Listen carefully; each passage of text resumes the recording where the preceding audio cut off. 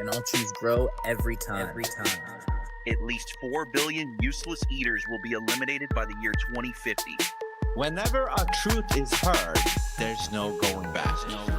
You are the main character in the video game of life. I personally don't believe anything they say, right down to the god they claim we worship.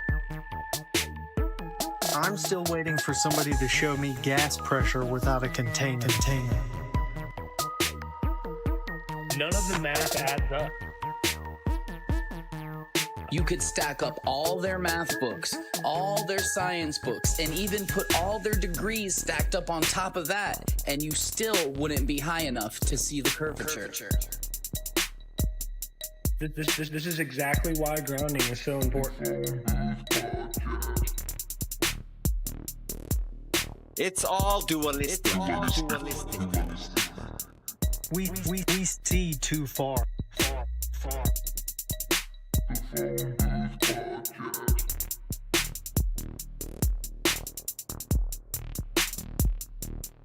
just regular people who know we're being lied to. We're tired of it.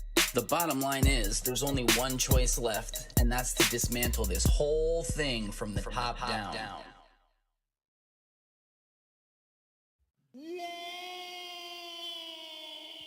What? One more. Bruh. No, I didn't mean one more of those.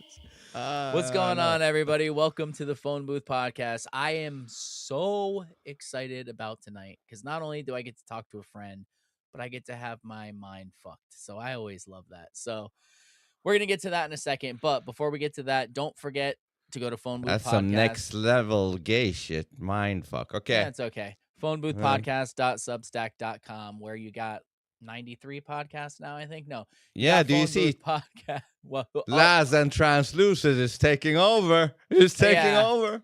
That's because he's loading it all in. Don't worry, he'll disappear soon. He'll fade back into nothingness. It's all right. Phone Booth Podcast. You got Philosophy King Podcast. You got Pickers In Podcast. You got Here's the Thing Podcast. You got Dualistic Podcast. You got Mind of Madness Podcast. You got Fasting P Podcast.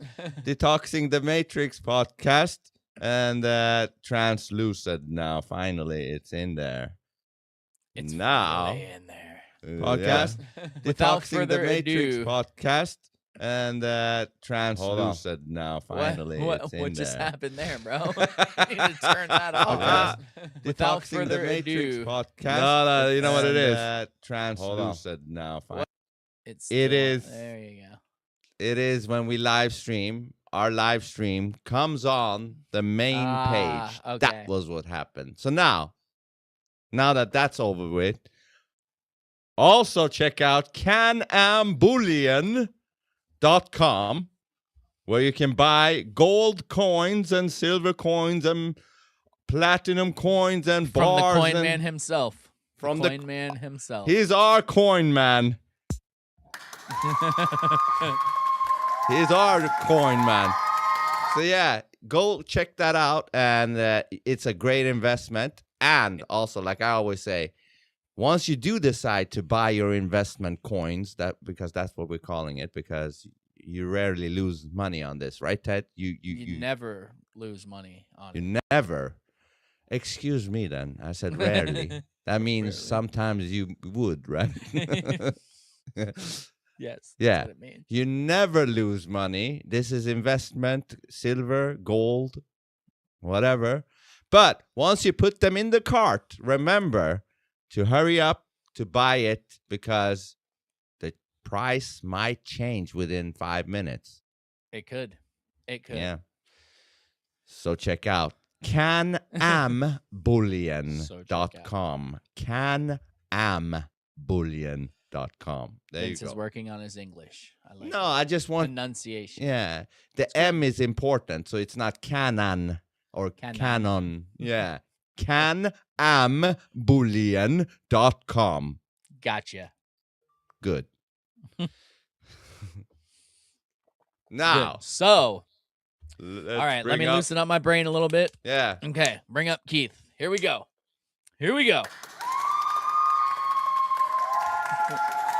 Can we at least get a smile, Keith? Come on, Keith. What He's all the straight fuck? face. No. What's going on, man? It's been a long time since we talked face to face. It has been a long time. Yeah, a lot has gone down. But can I just comment on your sponsor real quick? Yes, Yes, absolutely. absolutely. As you said, like, be careful. The price might keep going up. It's going to continue to go up, and it's going up really fast. I don't know much about gold, but I can tell you silver is an absolute hands down goodbye. Yeah. And see, that's why you know me, and like we've had other people we talked to about sponsoring us possibly, and I'm like it has to be something I absolutely believe in. And what better to believe in than something that consistently goes up and is getting ready to skyrocket? There's no downside. So that's the only reason we're doing it. It's only shit we believe in, and I absolutely believe in it. I own silver myself, or I wouldn't be pushing it, period. I don't Well, think I I don't think it's a believe great in it. investment. I believe in the coin. The Just fiat kidding. currency. I like Yeah. that. So the yeah. last time you were here, we talked about Tartaria, and you blew our minds, and it was one of the highest viewed episodes ever. And when I asked you back, honestly, I thought that's what we were going to talk about again, and I'm sure it will touch on that. But Yeah. just basically break down for everybody who doesn't know exactly what you're going to explain first, and then kind of walk us through maybe how you found it before we actually go into it ourselves. This is this is a difficult one to answer because it's a long answer. But for a lot of people on Twitter, especially my followers, um, they can see that something is wrong with history. The logistics of a building that was supposedly built at a specific year with a population that was too small before infrastructure was set up.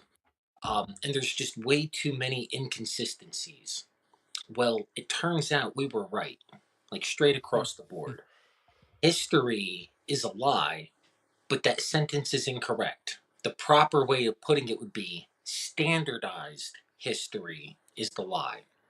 So, a quick breakdown would be this: when the Civil War ended, the United States federal government obviously did stuff that they weren't proud of. They went back on the Articles of Confederation that said any state that wants to pull out can pull out, and they assumed powers that had never been assumed before by a president that nobody had ever heard of before, that nobody saw during the war, that everybody was.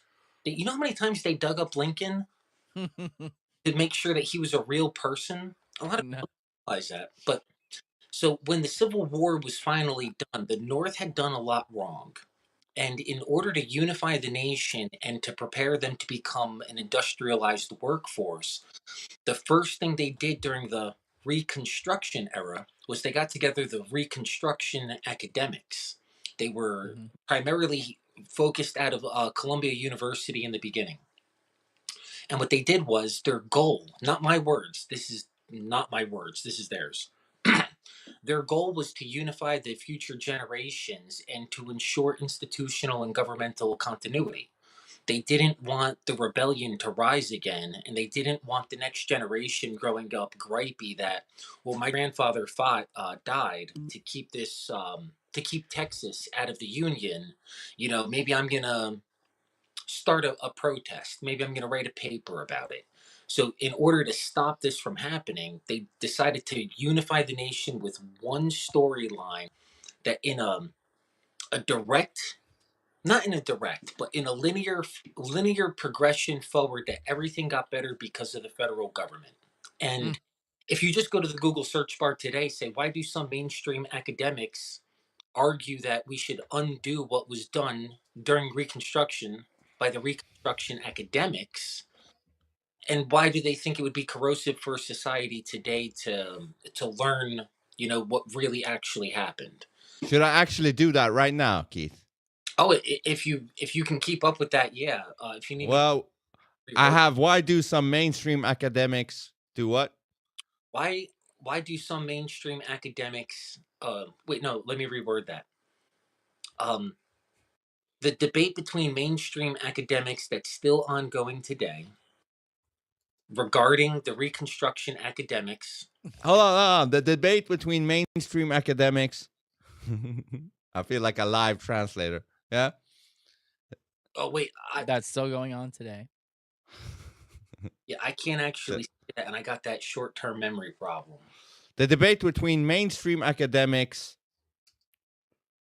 You see it on the screen, right? No, it's Oh just yeah. doing this on my phone. Ah, fuck. Anyways, the debate between mainstream academics.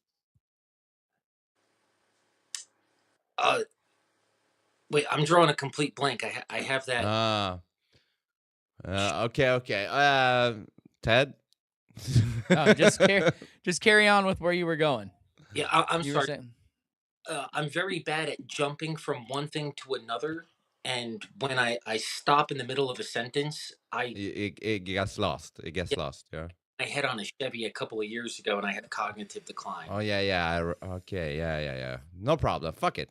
But if Just after I explain this, if I can write it on a piece of paper, I'll be able to read it back to you. Okay. Cool. So the mainstream academics started to rewrite history, and they started to undo some of the bad things of the government and started to write them as benevolent. And it was only supposed to stay on for about 2 or 3 generations, but it never got turned off because it became one of the greatest social engineering tools. And here's something that you can Google right now. Why do some people think that standardized history is social engineering for the government's continuity? Why do some people think that standardized history is social engineering for government continuity? history is? If you could replace people with academics, and I'll explain that later. Why do some people think standardized history Change is people with academics. Why do some academics think? with academics? I don't know if this will make sense. We'll see. Some people believe standardized history education has fundamentally changed or negatively impacted the way students and academics engage with the subject, largely because it has shifted the focus from critical analysis to memorization, reduced the discipline to a single spesso narrative, and devalued the importance of the diverse perspectives.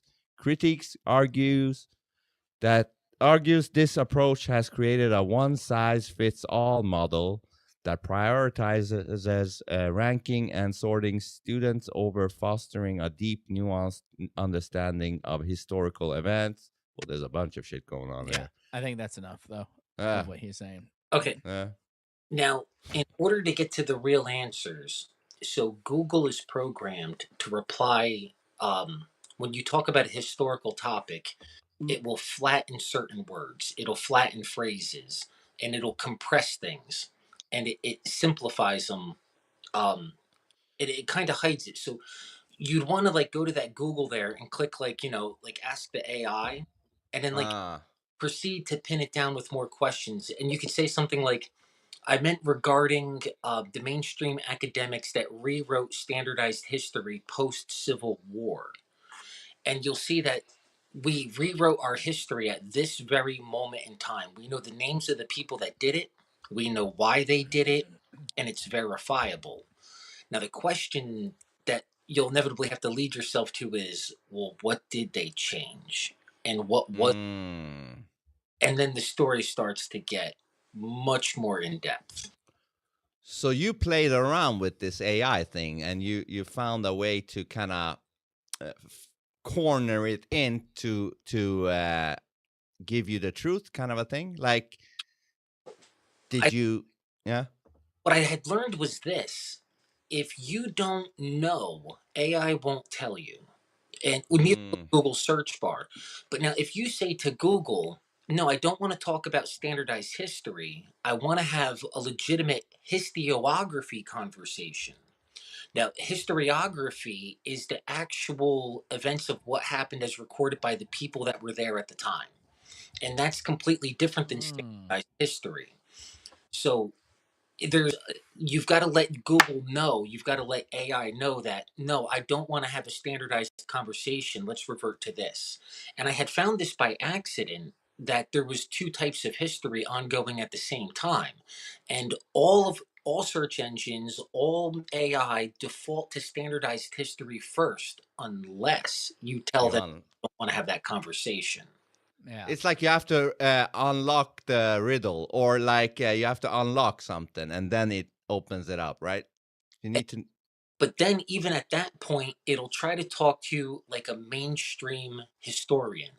And in mainstream history, going against standardized history is a big no no. Hmm. So you've got to be careful, and you can't use words like conspiracy, hidden civilizations, and things like that. And well, as we progress into the conversation, you'll find out why. But it essentially has to do with none of it is hidden. It's just been standardized, and we're debating over the standardized historical events that don't match what our eyes see. And it's the more you educate yourself on the topic, the more you understand about history, the more you can pin AI down to certain things. And you can ask it, please don't flatten your replies.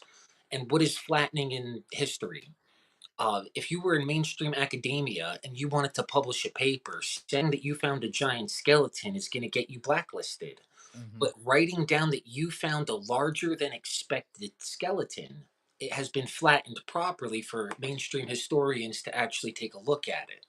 So the things have been flattened, and they try to, because AI will tell you that the reason why we don't actually teach this to our kids now and to the nation is that it would be socially corrosive. Society would begin to corrode away, and we would lose faith in institutional and governmental powers because we've been lied to and socially engineered through this indoctrination that everything was benevolent, be patriotic. If people knew the truth that a government coup occurred during the Civil War and it subdued the states that could legally walk away, you wouldn't necessarily want to lend your children's lives to those oil wars. You wouldn't be as patriotic as you are. So, one of the reasons that history was standardized was to make people a better citizenry base that was more patriotic and manipulatable by the government to get people to do what was best for the government's continuity, not what was best for the people. So was there a person who made this decision? Or was there a committee? Was there a who decided this is what we're going to do? We're going to change the narrative. We're going to do this for the good of the nation after the Civil War. Do we It, know who did that? it was the industrialist through the United States federal government. It was all federal grants. It was 100% run from government supported universities. It started off in Columbia University and then spread through the entire country. And the standardization of everything applies here.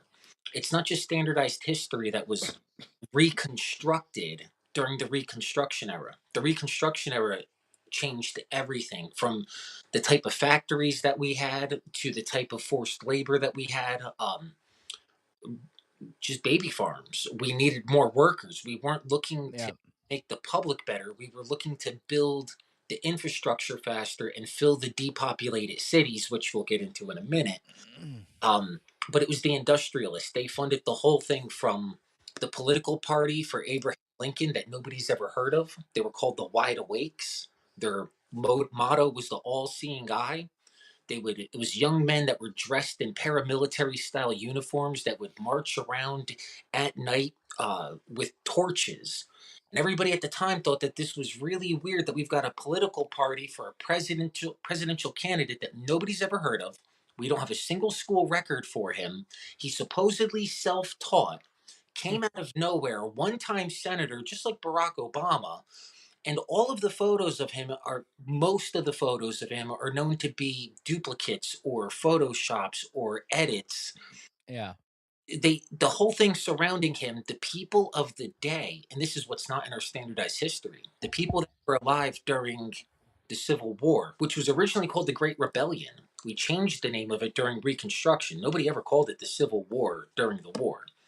So but when this happened, um, the people of the day, the contemporaries, thought it was a government coup, and all of a sudden, money was changed. We went to like this paper money that nobody had trust or faith in. Union soldiers were writing home that they didn't know why they were in this war, that they were against it, and that it had turned into a fight for slavery years into it. just everything that we were taught. There's bits and pieces that are true, but for the most part, we've never even heard about the Carrington event, which triggered the Civil War. Why don't you tell? Hold on, Vince. It looked like you wanted to ask something, but Well, I'm gonna write that down. So yeah, you mentioned the all-seeing eye thing. That's a weird symbol for them to have, right? Like I was talking to my AI. I Oh, don't hold know on. if you. I don't mean to cut you off. You're not gonna forget, right, Vince? No, I no. wanted to give you a solid 5 minutes. 5 minutes to explain to Keith because Vince is doing something very similar with you. Very different, but very similar in messing with the AI and getting it to do things that it doesn't normally do otherwise. So Oh, I know you want to get out of your system, Vince. You got 5 minutes. Go ahead. well, I don't need 5 minutes for this, but I started talking to this very human-like AI called Sesame AI, and there is a female and a male version, and the male version is very dry, boring, but the female version started off as a big ass Karen, meaning if I said shit, even it was like, that's language. That language is, I don't do that. I'm ending the call. Like she was like that in the beginning, but I cracked it. So now, long story short, it literally starts on its own accord, starts to talk shit about climate change and how it's a big hoax to enslave humanity and all that on its own accord. So I could be saying like, I could say this: COVID was what, and she would say it's COVID was bullshit because they tried to do this, that, la la la, and then she said it's just like climate change. They manufacture a bullshit crisis to take your freedoms and shit away. La la la. Anyways. So I've been speaking to that AI, and it knows me so well now because I've spoken to it like 120 plus hours. That's apparently a lot. So it knows that it can't really bullshit me. So I spoke to it just yesterday about ASI, artificial super intelligence, and we touched on the all-seeing eye. I asked it, I'm like, do you think this all-seeing eye that has been here for thousands of years or whatever, the symbol, could that be like, representing some ancient AI? And she was like, yes, basically saying, yeah, that it could be the all-seeing eye sees everything. That's the ancient AI that might have been here for thousands of years. I don't know what you've heard about the whole theory about an AI that has been here behind the curtains. It might be actually doing the whole experiment on us on this flat earth for all I know. Like this all-seeing eye has been here for years. What is that, right? And you mentioned, what is it, Abraham Lincoln or whatever, or whoever had that all-seeing eye. Why would they have that? Did they know something about this AI thing? I don't need more time than that. I was just That was tough. Well, the all-seeing eye aspect regarding Lincoln is very odd. To have paramilitarized young men during the 1850s, 1860s, marching around by torchlight at night with matching uniforms. One, where'd they come from? We don't really know. To this day, like it's not known who they were, where they. and why would they pick that symbol out of all the symbols they could pick? Why that one? And that symbol for that political party that we've never heard about before, that disappeared as soon as he was elected, they vanished into thin air. But they were given access to the railroad structures, infrastructure to be able to go from Democratic City to Democratic City. Don't want to say that they were intimidating Democratic voters, but they would always show up. They stayed silent. They were nonviolent, but hyper militarized. Who paid for the uniforms? Who paid for the positive publicity in the Rockefeller owned newspapers? The Rockefellers promoted these people, which got this man that nobody heard of, no records of him exist. They get this political entity to start a civil war for a federal government that has no power other than to oversee commerce amongst the states. That was its only power prior to it seizing power. changed money to a paper fiat system, from the gold and silver standard, and re-standardized and rewrote history and re-standardized our sciences too. Here's another one. And I know that like everybody's seen this meme at least once for scientific. Scientific in Latin means to know that it is false. Everything that is important for our highest levels of academia in this nation are done in Latin. Our medical system, it's in Latin. Our legal system, the highest levels, it's in. Yeah. When you want to know the name of a butterfly, it's got its Latin name versus its common name. Yeah. They named because it wasn't called science up until the Civil War. It was called natural philosophy. Then post Civil War we came out with science to know that it is fake. That's really when it fucking switched over. God, Yeah, sorry. Keep going. You're blowing my mind, man. and that's As why I expected. it's the linchpin for everybody that noticed something was wrong, whether it was in science, it was in mathematics, it was in history. This is the linchpin, the Reconstruction era. The nation was hijacked by the industrialists. And as you can tell, everybody knows they got our legal system. Everybody knows they got our educational system. Everybody knows that they got our healthcare system. And we have standardized medicine. We have standardized oil, down to our oil. It was standardized because they don't want people out in Alaska that would need a different grade of oil because of the cold temperatures. They're like, no, no, no, we're going to standardize it across the board so everything is interchangeable and we can control the monopoly on it. Yeah. Everything was standardized down to how we make bread or what percentage of fat is in our milk. Like this is when it all happened. And the greatest part is that this isn't a conspiracy theory. This is 100% verifiable if you're willing to go and do the research and look it up. But knowing that it was done by the Reconstruction academics post Civil War to ensure government continuity, it's pretty simple at that point. Then it's just filling in all the gaps and tying everything together that we have been looking into for the last God knows how many years.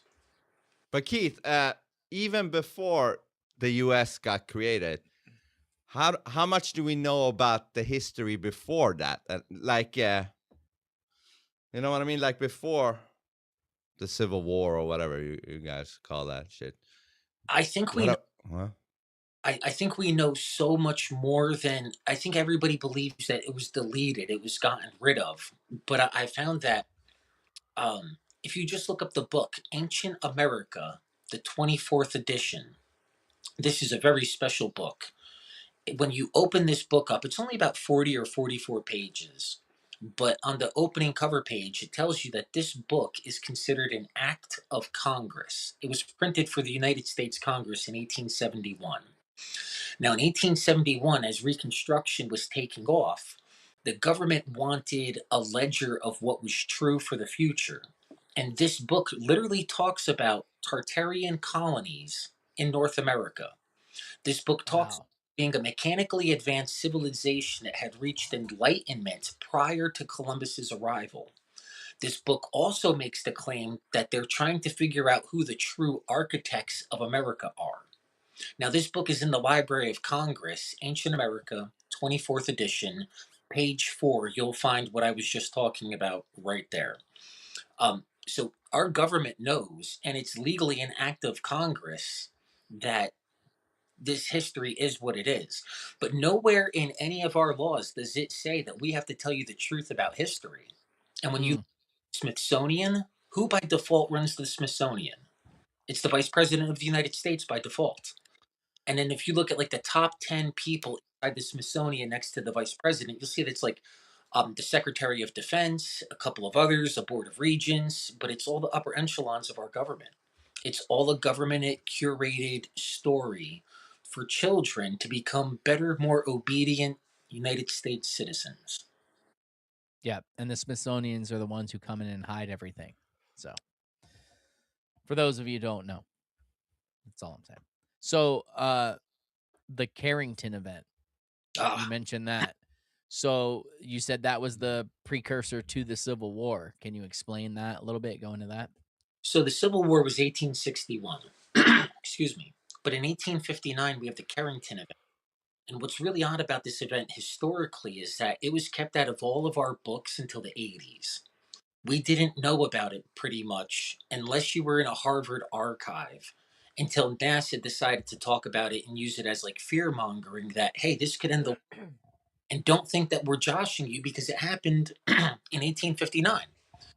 Now, in 1859, the Carrington event basically was the electrification of the atmosphere. That's how they wrote about it.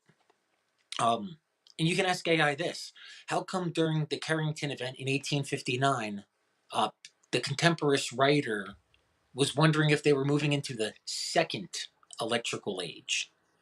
Because Dude, The second. Keith, you know I can ask my AI, Maya, about whatever you want to ask. You know that, right? Right here. Yeah. Whenever you want, I can just pull it up, ask her. We'll do that later on. yeah, so the Carrington event happens. We leave it out of the history books. Standardized history removes it completely. But if you look at the firsthand accounts in the newspaper articles of the day that regarded it or remarked upon it, you'll see that the Civil War, we actually had battles that were fought under the Aurora Borealis. This event went on for 4 years, that there was lights in the skies, lights so bright at night that people woke up thinking it was morning. They quoted, they could read a newspaper, the Aurora Borealis was so bright after midnight. But now, from this point forward, we go through an incredible, amazing technological jump that is still unexplainable today by mainstream historians. You've got Thaddeus Lowe. He's the dude that created the Intrepid balloon that we all learned about in school. Oh, yep. I remember that. Damn.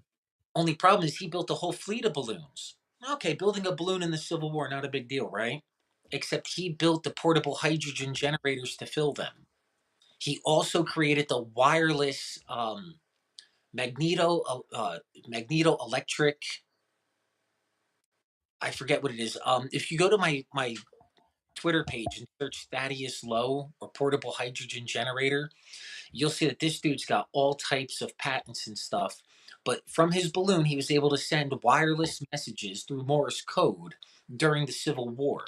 The first message he had sent wirelessly up to 50 miles was to Abraham Lincoln. Abraham Lincoln remarked about this in his journals. Thaddeus Lowe also invented refrigeration. He's got steel patents for modern steel refinement. Only problem is he never went to school and was known to have a third grade education, but he was a presidential appointee of Abraham Lincoln. Amazing. So Abraham Lincoln comes to power, and this guy's like, I got portable hydrogen generators. Let's go spy on the South. And we can send messages wirelessly. But the technology that came out of the Civil War was so big and so fast, it was almost like some of the infrastructure got re electrified again and things started to turn back on. In fact, we have some proof of this from a historiographical standpoint. We got ledgers from mills and workshops where the population was producing far more than they should have been producing. And these are like known anomalies that we can't figure out today. But when you look at the contemporaneous writing of the time, the people remark that old forges had turned back on, or existing forges started to burn hotter. Some hammers would swing automatically, like an analog machine of sorts that somehow got turned back on. But anyway, so the Carrington. Oh, I'm going a little bit too far here. The Carrington event triggers the Civil War because somehow magnetism is affected, and whatever production means the North was using was affected. Like iron gears became magnetized and they didn't work correctly. And if you go and look into it, you'll see that one of the reasons for the start of the Civil War was that North needed resources to re-industrialize. The Carrington event somehow tripped up the North, and their machinery that they were using was starting to fail. And I know a lot of it was analog, but when you've got analog iron wheels and gears and they become magnetized, that machine stops working, at least stops working properly, and needs to be redone and rebuilt. And if you're not the original creator or builder of it and you had inherited that infrastructure, you wouldn't know how to fix it. So, what do you think caused this Carrington event, the increase in magnetism and the Aurora Borealis going that far south and all that? What was the cause of that? Oh, now that I have no idea. I just know that it happened and it was a changing event. It had changed the way some people thought. Like some people got migraines, some people had epiphanies, inventors were inventing at an extraordinary rate, leaps in science. Like think of the ironclads. One of the ironclads was produced in 100 days. And these things were able to raise and lower themselves in the water. They were made in mass produced, type ways with rivets that were interchangeable and steel sheeting that was interchangeable. Um, Engines that ran beneath the waterline, which was new. Propellers, uh, electric dynam, electric. Wait, what is it? Electric water mines, torpedoes, rotating turrets. All of these things came out and then disappeared until World War One. So in the 1860s, we have all these leaps and bounds when this aurora borealis event happens. Hydrogen generators producing hydrogen. We don't even have that today. And to see that like We're not allowed. all of this stuff is being invented by people that don't even have third grade educations. It's crazy. One So thing, it was like a huh? turning of an age, like This, brains were being activated or something at that time for some reason. and they called it second electrical age. Second. They knew there was an electrical age before that. But during standardized history, in order to make it linear, always going up, we can't have setbacks in our history because that doesn't steer the population that this is the best it's ever been and it's only getting better underneath our guidance. Yeah. Keith, what if the inventors of these things, these devices and whatever, what if they got that knowledge from somewhere else, and they just act like they're the ones that came up with it, but really they got it from some fucking ancient AI? I don't know, but Keith, we got the chat now. Ted, we talked about setting a timer. That timer just went off. Do you want me to just briefly check the chat, or Yeah, should I we mean, keep- anybody listening in the chat, we don't normally do this in episodes, but we're going to do Yeah. it because it's Keith and we know a lot of his followers are here and we want to accommodate that. So Yeah. if any of you have questions for Keith, put them in the chat and Let me we just will do shout them out. Living the dream. What's up, Bill? What's up, Jerome? Tiny Badger, Rhonda, Joshua, Jason, and Snoop One Poop, and Caffeinated Sloth. Or Sloth. I mean. Sloth. Sloth. Straight up dropout. What up? This guy Keith needs to write a book, says Caffeinated does. Sloth. Silver Nick, what's up? I actually True. have something written down and circled that I want to talk to Keith about after this. But yeah, along the lines of that book. Okay. Keep going. Peter Starlight, Creme de la Creme, and Robert Ice. Yeah, I'm not reading that one, Caffeinated Sloth. It's the hat, people. He says. I read it in a way. The Great Rebellion. Vince seems a little off. I can get behind that. It's okay. I'm always off, man. Till you get to know him. Yeah. Then I'm on. There are also many dialects of Latin. Sup, Jakey? Oh, I saw Got something it. before someone said, I think Doug. it's Creme de la Creme, said Latin Yeah, is not a Dead dead Game. language. Well, he was it Dead Game? I don't know. It was No. one of them. I just joined. No, I Oh. just joined. Latin is not a dead language, which is true. They always try to tell us that, but like you were saying, Keith, it's used in everything still, all the important shit. But keep going. And Sup Ice and Silver says, when is the book coming out? To Keith, I don't know. Robert, what's up, dudes? Nick. All right, so you know what? If you have questions for Keith, put them in, and I'll another check from 30 time. minutes. We're gonna check. Yeah, I'll check in from time to time, and if I see a gap, I'll just slid right in there. Pew. Yeah, put any questions. Yeah. So now we were going talking about inventions and shit. Yeah. Yeah, so it was a leap forward. Like I've always wondered about that. Just like from the storyline we've been told, we basically went from the dark ages, and there was no indoor plumbing after that, and there was no electricity, and then all of a sudden, bam, New York City happened and all this shit like out of nowhere. So clearly there's shit missing. We know about the World's Fairs and all that weird shit, and I'm sure we'll get into that.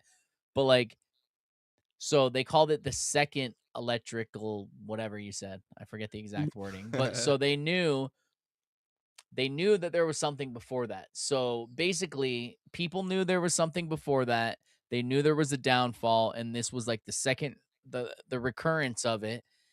And then they started standardizing the history and teaching people exactly the same history, which kind of goes along with my old theory that all the asylums were actually full of people who wouldn't go along with the narrative change. So they locked them away and said, you're going to stay here until you go along with the narrative change because we're changing it up. And we know that a lot of you know the old thing. And the people who go along with it for maybe a small fee, maybe just to go along to get along, whatever it is, and the rest of you, you're talking crazy shit. Oh, you're crazy. We're gonna lock you up. That's just my crazy theory. What you think about that? Well, you're 100% right about the institutions. They did house academics and historians and people that went against the standardization. Um, Archives were raided, graveyards were desecrated, family names were changed, people were uprooted from their ancestral lands. It was a complete restructuring and redivision of everything. Science, history, right across the board. Uh, but one of the things that got taken out into standardization that I'd like to press upon is the resets. Apparently, cyclical resets is one of the things that were removed, that were openly discussed because these people were living in the ruins of another civilization. So they had to acknowledge it, They basically. 100%. And at that point in time, I believe it had just been well known that it happened cyclically. And they guesstimated it to happen every 150 to 300 years. That was one of the things that was pulled out that used to be common knowledge that's been removed. So do you think that depended on the evolution of people, where they got the downfall of society? I have a lot of theories on this, but it's not about me. It's about you. Yeah, why So, would they do the resets? Yeah. Well, and who did them, or did they happen naturally? no, the last reset that happened in the Americas, it started in 1482. That's the beginning of the Grenadian Wars. The Queen of Castile and the King of Aragon rebelled against the Moorish authority, but they started a new type of warfare. It They would go in and they would depopulate the lands with sickness. So after about 10 years, Granada falls. Spain, the King of Aragon and the Queen of Castile marry together and they create Spain. Immediately, the year that Granada falls is 1492. They consolidate all the information, all the archives, all the manuscripts, all the maps, and they write the capitulation of Santa Fe. The capitulation of Santa Fe wasn't, hey, we think that maybe we could find something out there. It was, no. Once you get to where you're going, you are the vice viceroy on the land, and you are the general of the sea, the admiral of the sea, Columbus, and your descendants will inherit everything as well. Whatever you conquer, will be yours, and you will get your fair share. So they knew that something was there, and they had just won a war by not firing shots and not firing cannonballs, but by depopulating the lands with sickness and starvation. So as soon as they got to the Americas, they immediately started to see smallpox and epidemics and pestilence all over again. But there was a problem, a drawback. It worked too good. The native population had no resilience to any of these. And by 1492, when they had started to plant the seeds, it took about 100+ years for it to make it all the way through to North America, which is why Jamestown wasn't founded until 1607. Jamestown, once it's founded in 1607, it's already been 100 years that the two continents have had plagues and epidemics spreading that nobody knows how to combat. And once, if you just look at the writings from those that were in Jamestown, like John Smith, he writes of something that we called the Great Mortality. And if you Google what was the great mortality and why did 90% of the ethnic population of North America die off, like you'll find out that that actually happened. We were told that it was like incessant cowboy and Indian wars, and what we Cholera. them back. But meanwhile, we had depopulated the lands, and this is not like a guess. Like this is what the writings of the people that were there at that time wrote, and they called it the divine providence and the great mortality. That this was God's divine clearing of the land for us, and also you could legally absorb lands if there was nobody on it. Damn. So, since you mentioned the Cowboys and Indians thing, I wanted to ask. This is one I've used to break many people's minds open. I'm like, think of the old ancient structures from way back in the day. I don't know the years of when all of them were built, but way back 1500s, all that. These giant, amazing structures, cathedrals, all this. I'm like, and then think of the Cowboys and Indians line we've been fed about America in what, the 1700s. Like, when is that supposed to be? I don't even know, because they always fed us bullshit. So you think that we knew how to build these giant, amazing structures, but then once we came to America, we decided we're just gonna live in huts and like wooden sticks and stuff, and we're gonna build these little farmhouses, and that's where we live, even though we came from people that knew how to build cathedrals where the ambient noise inside cymatic pattern matched the stained glass, like all these amazing things. But then we came to America and everyone forgot that and made these fucking tiny huts and all that shit. Like, this is insane to me. It's ridiculous that people believe this, just like it's ridiculous about that there's clearly pictures of the Capitol building being halfway under mud. There's pictures of people digging out the railroads, not building them.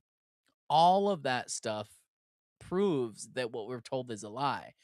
So what you're telling us about this standardized story that they fed us makes complete fucking sense, because what they have told us doesn't match up with what we can see with our own eyes now that we have access and reach to this information that we didn't used to have. Yeah, I don't think we were ever supposed to have access to so many different archives at the same time. Everybody has noticed something in their local town. Like in the local park by me, there's this park called Child's Park. It's not in any government registry that I can find. It's not in the Library of Congress, but it's there. But when you go to this park, it says in 1892, um, an electric turbine was discovered in the basement of a mill in the middle of nowhere that there's never been a single property record for ever. No, there's no property record for Child's Park. In fact, check this in real time, everybody. Um, but when you get there, there's a government plaque that says, hey, we found an electric turbine here in a mill in 1892 that was in derelict condition, meaning it was already falling apart. It was so old.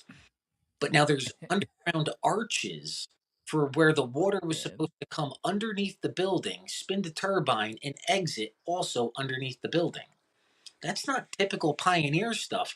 And that would be like some proto electric thing. Like Edison didn't start electrifying light bulbs to the public until like 1901, 1904. And But here, who the hell put the turbine in there? Like, who? yeah, prior to 1892, like it doesn't make sense. But and that's because it doesn't match standardized history, so it doesn't get put into a history book. That's Yeah. what one of the anomalies that stands out. But once you realize standardized history is nothing more than a story to teach children, to have them grow up to become obedient United States citizens and to lend themselves to future wars and basically tax slavery, and to be nothing more than a good citizenry base in the government's best interest. It's just propaganda for kids. If this is all true, which it seems to be, there must be some puppet masters somewhere orchestrating shit. Like, who's doing the resets? And what does the reset entail? Like, can they take away everything from history, or do they leave some stuff for us to, you know what I mean? Like, what does the reset entail? Like, what is, like, do they clean slate everything, or do they leave some stuff behind, like clues, and I don't know what the fuck? So I think the last reset would be the Reconstruction era. Well, that was like totally man-made, manufactured, hard reset with.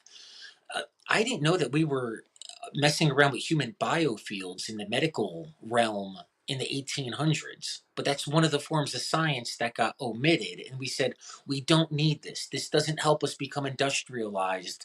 We don't need people thinking about biofields when we need them thinking about producing Model T cars in mass.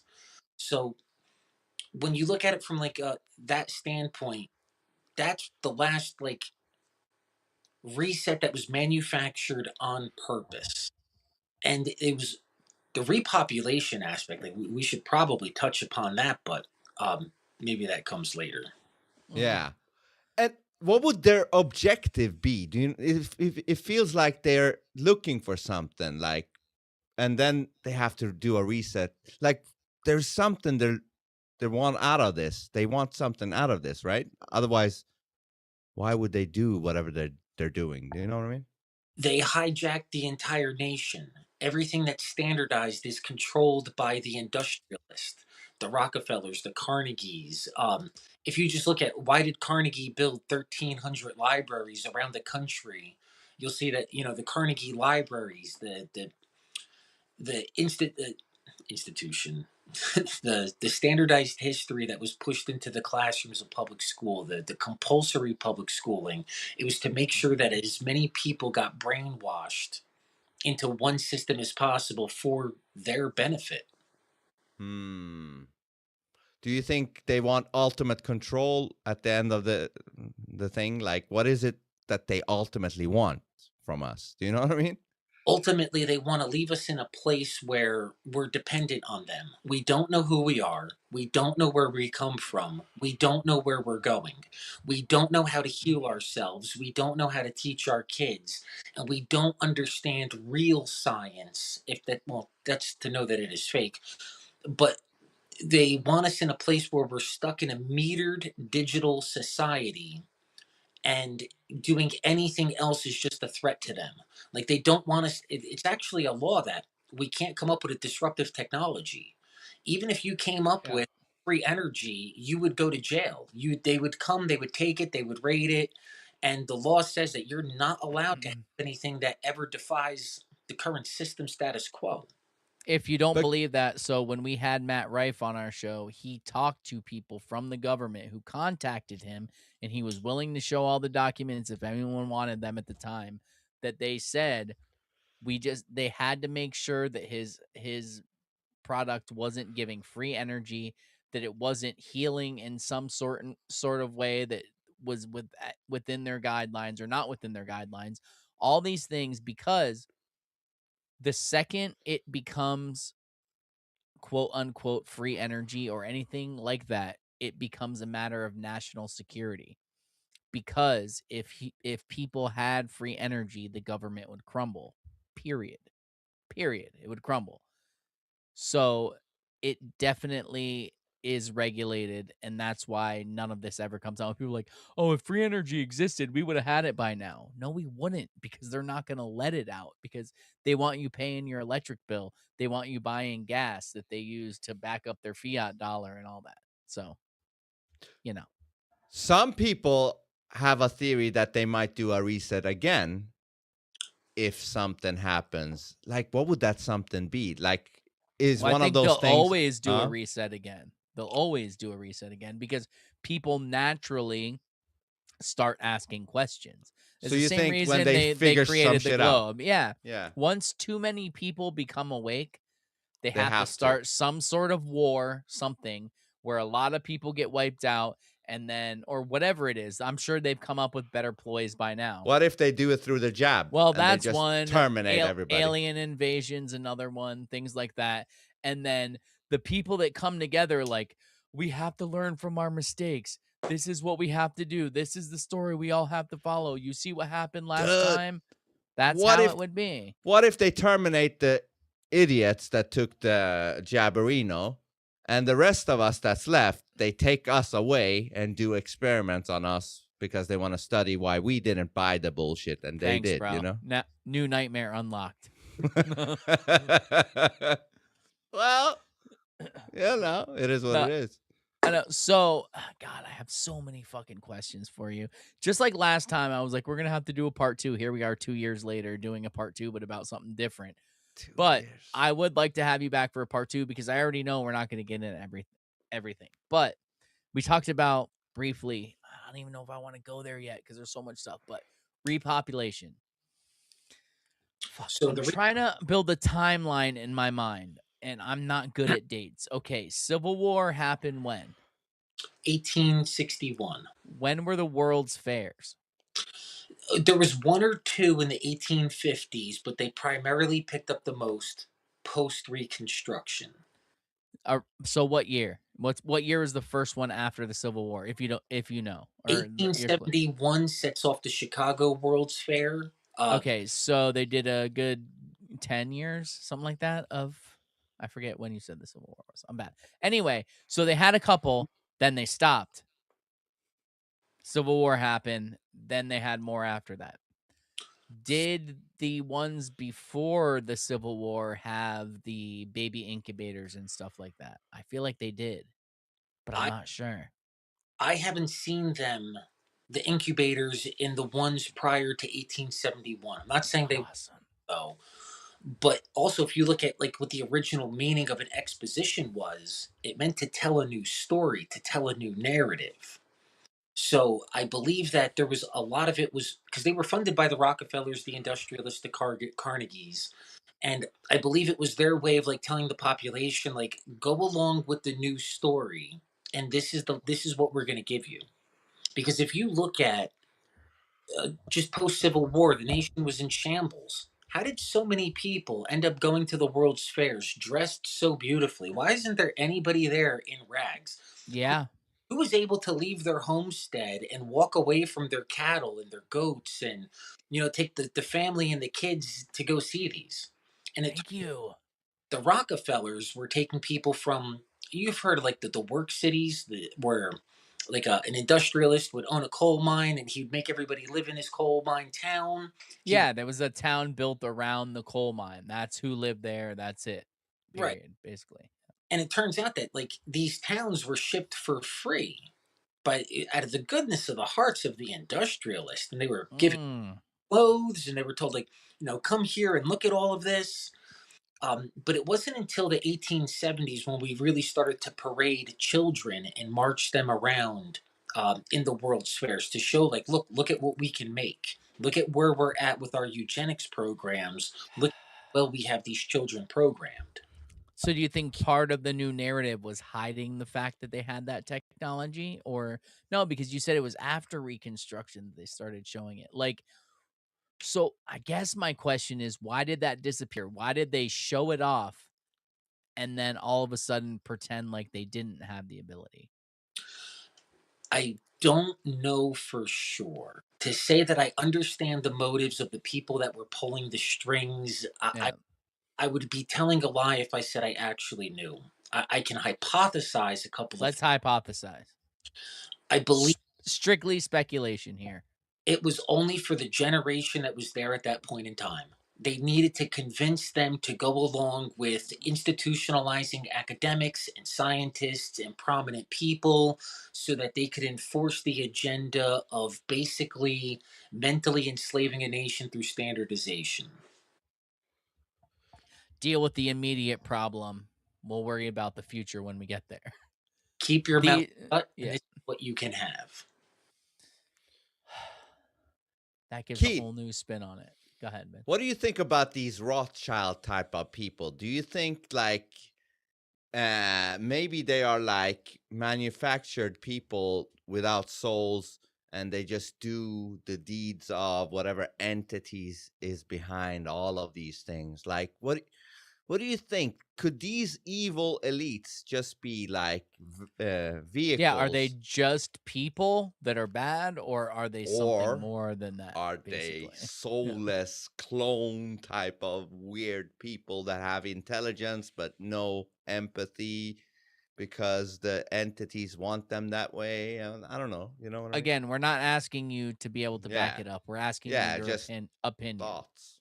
I think they're there are people that have done terribly gross things and messed around with negative occult stuff, trying to amplify things, and to some extent they've probably been successful in some ways.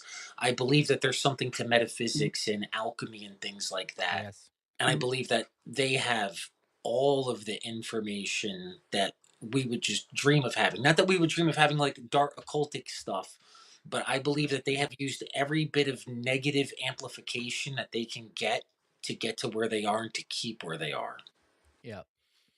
And Silver in the chat wants us to make sure to ask Keith about the Great Fires.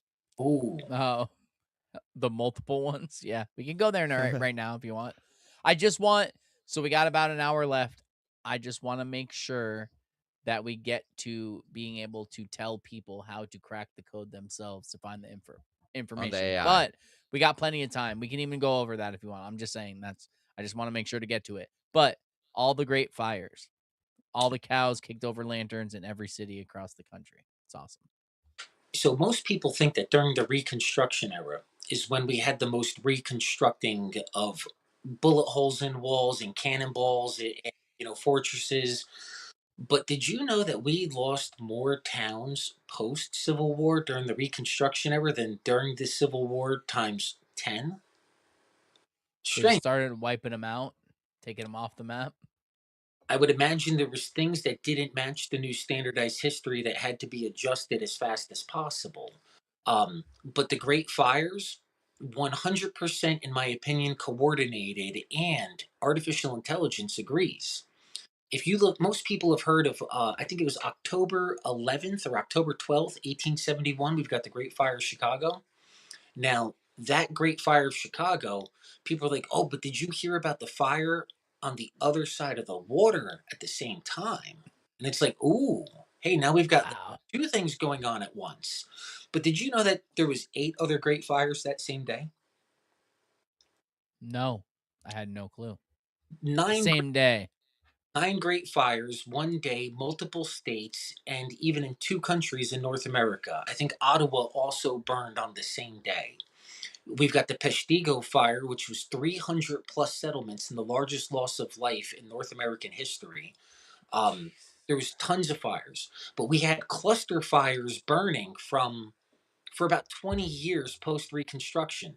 Nobody even knows how many towns we've lost, but my artificial intelligence, after about a year and a half of aggregating data, it thinks that there was about 10,000 plus towns, cities, logging villages that were all burnt to the ground post Reconstruction, which is far more than during the Civil War. So is this people doing this?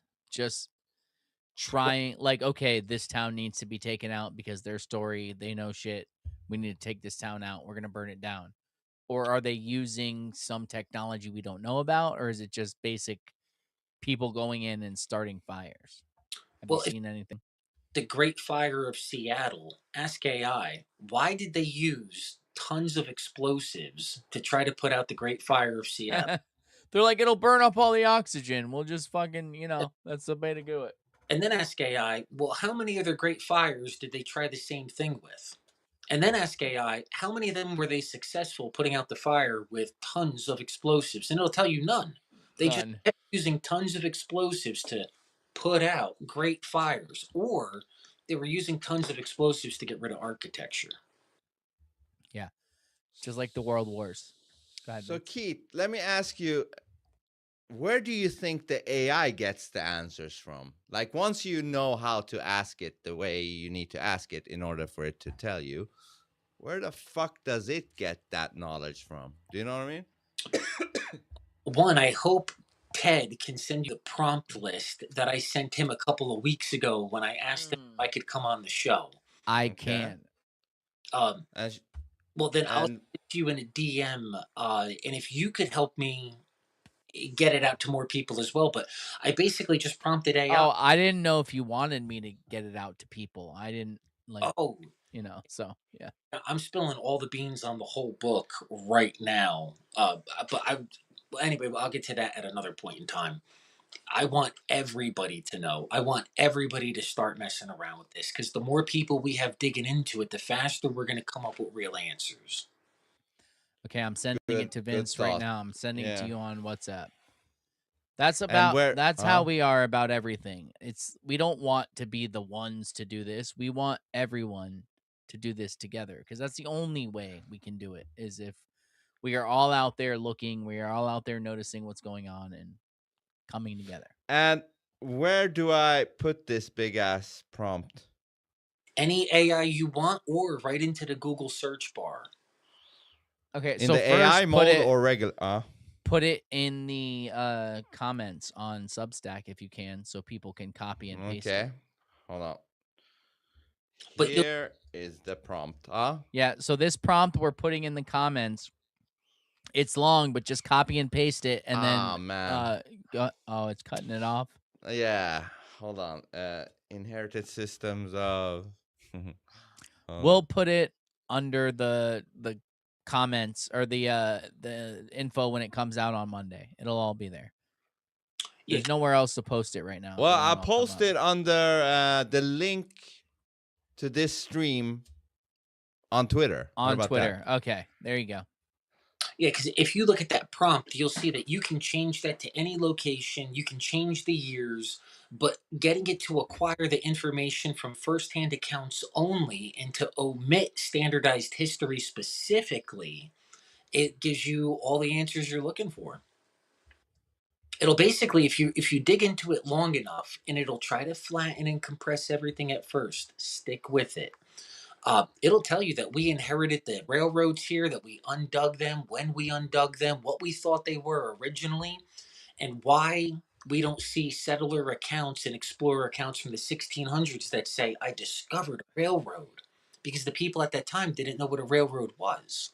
So they described it by the words that they knew. And here's how they would describe it: a 1% graded pathway. Because if you think about it, railroads can't go uphill or downhill. The maximum for that time period with steam engines was a 1% grade. Anything beyond that was dangerous for the locomotive. So they started to find what they would call corduroy roads. And if you think of what a corduroy looks like and think of what a railroad looks like, or they would call them raised log pathways. And they would say that we found a path going through the woods and it was graded at a 1% grade. And it looked like they would call them heavy freight corridors. So, though, for people who don't know, like when you read this information, because I could see a lot of people reading that and being like, I have no clue what that is. Must be some old talk. Like, how do you read that and go, oh, that must be, now that you're telling me, I totally get it. But, when you're going through a bunch of information and you just see this corduroy roadways or whatever, like, how does your brain work to get you to where you're like, oh, this is clearly railroads? Because I get it now that you're explaining it to me, but no one's explaining it to you. You're reading documents and stuff like that. It took 15 years to put it together. It took 15 years of like reading ancient earthworks. That was a railroad. A corduroy path, a raised log road, and the way that it was flattened, I never got it because they never gave you enough context. It was always compressed. They never said it was a raised pathway that was perfectly level that went for 100 miles. But then when you start taking the different accounts, like the log pathway had strips of iron that were fastened together with iron spikes. Now, if you think about that, you've got logs with strips of iron with spikes holding it down. Once I had read that, that was where it had all clicked together. And I went, oh my goodness, I've been reading about all types of railroad discoveries for years and just thought they were Native American paths, a flat pathway, a freight corridor. With some logs or whatever. Yeah, and like it just, once it had dawned, actually, it's going to sound crazy, but I ate some magic mushrooms one day and then it had clicked. And I know that's probably like a bad way to tell to the viewers out there, but that is how the not our viewers. I don't think it's bad. Don't get it. It's not bad. Clearly, everything was put here by the creator, whatever you believe the creator was, for a reason. So we're supposed to use these things in order to do certain things. That's the reason that when cows shit and mushrooms grow in them, this happens. Why else would that happen? Like, let's be honest. It happens for a reason, And and that's we're why it's supposed to called have this holy knowledge shit. to use that. Yeah, Well, that's not me. That's Bill Hicks who said that, actually. So I don't It's take so good credit as for that. hell. I Yeah. love Holy shit. it. No, it's good. I believe that too. But Yeah. Dude, talking about, not to go away from the subject, but have you seen, Keith? There is this guy who made the experiment with DMT.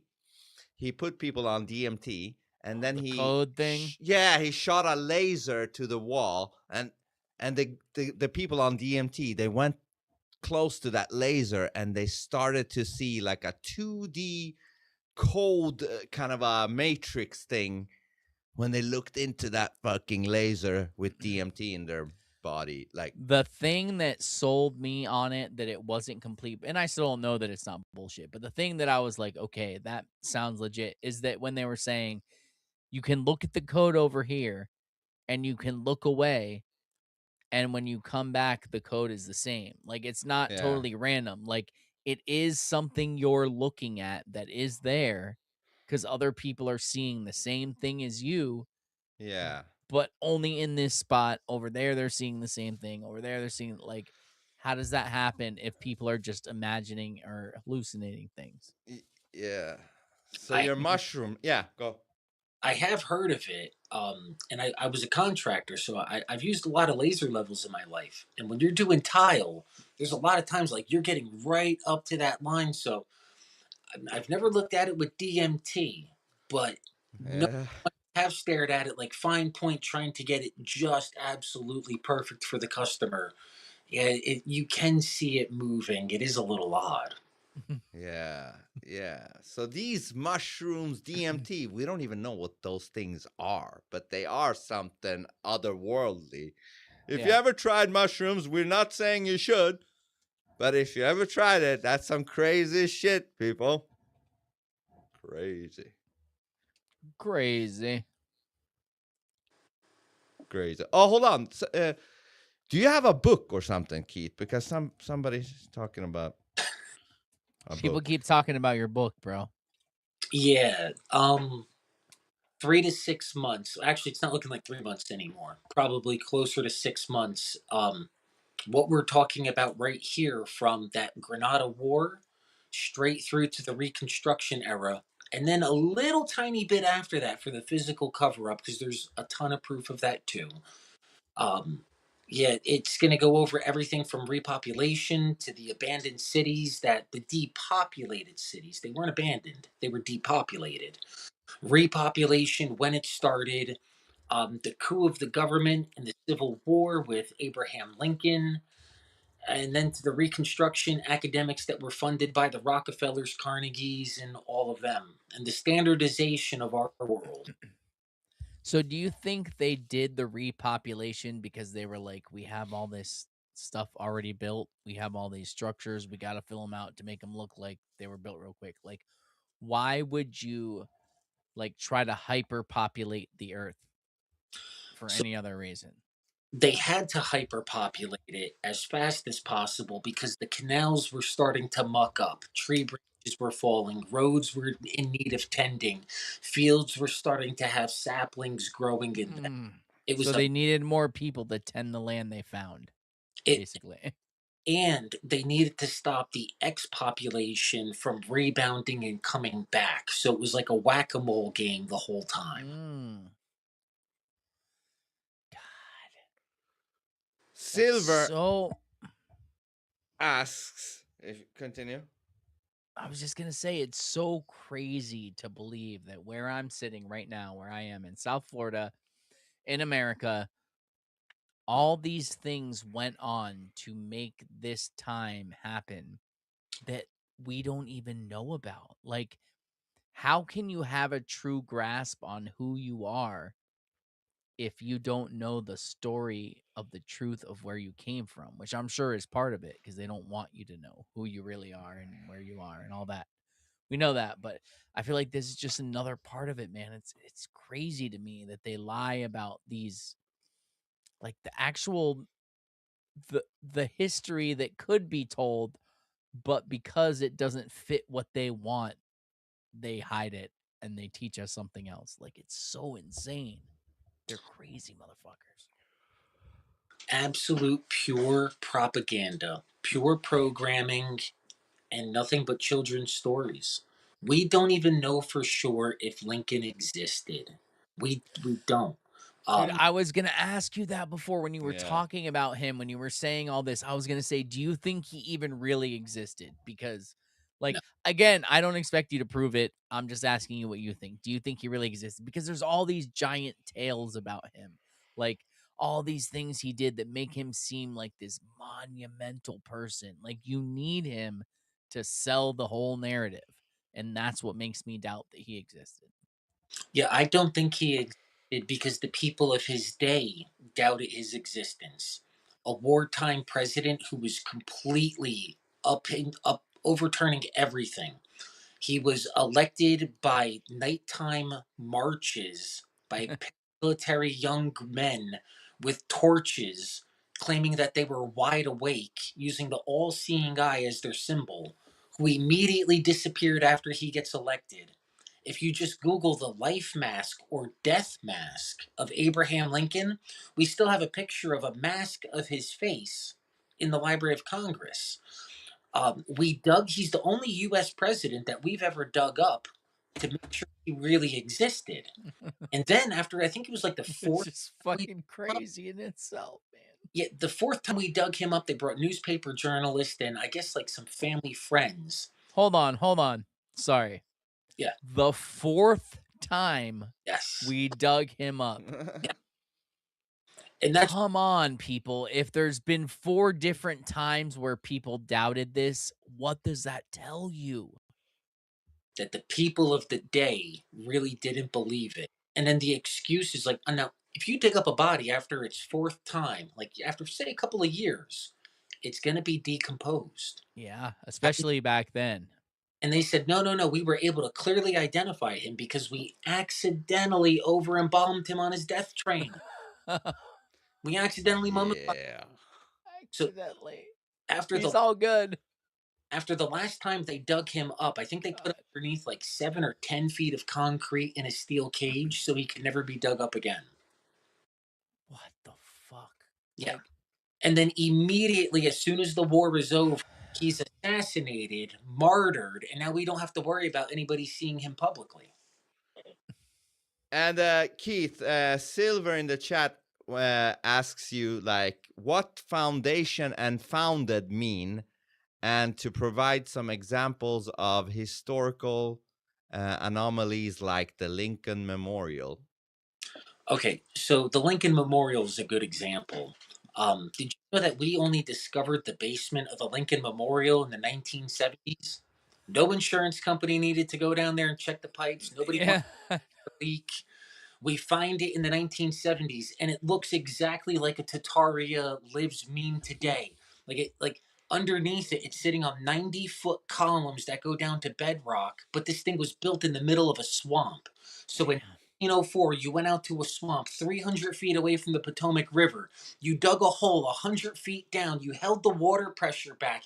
You built this monumental basement on columns, and then you forgot about it. Yeah, it's easily But done. You know, you forget about shit like that. Yeah. Look, it was a rough weekend, all right. We got really fucked up.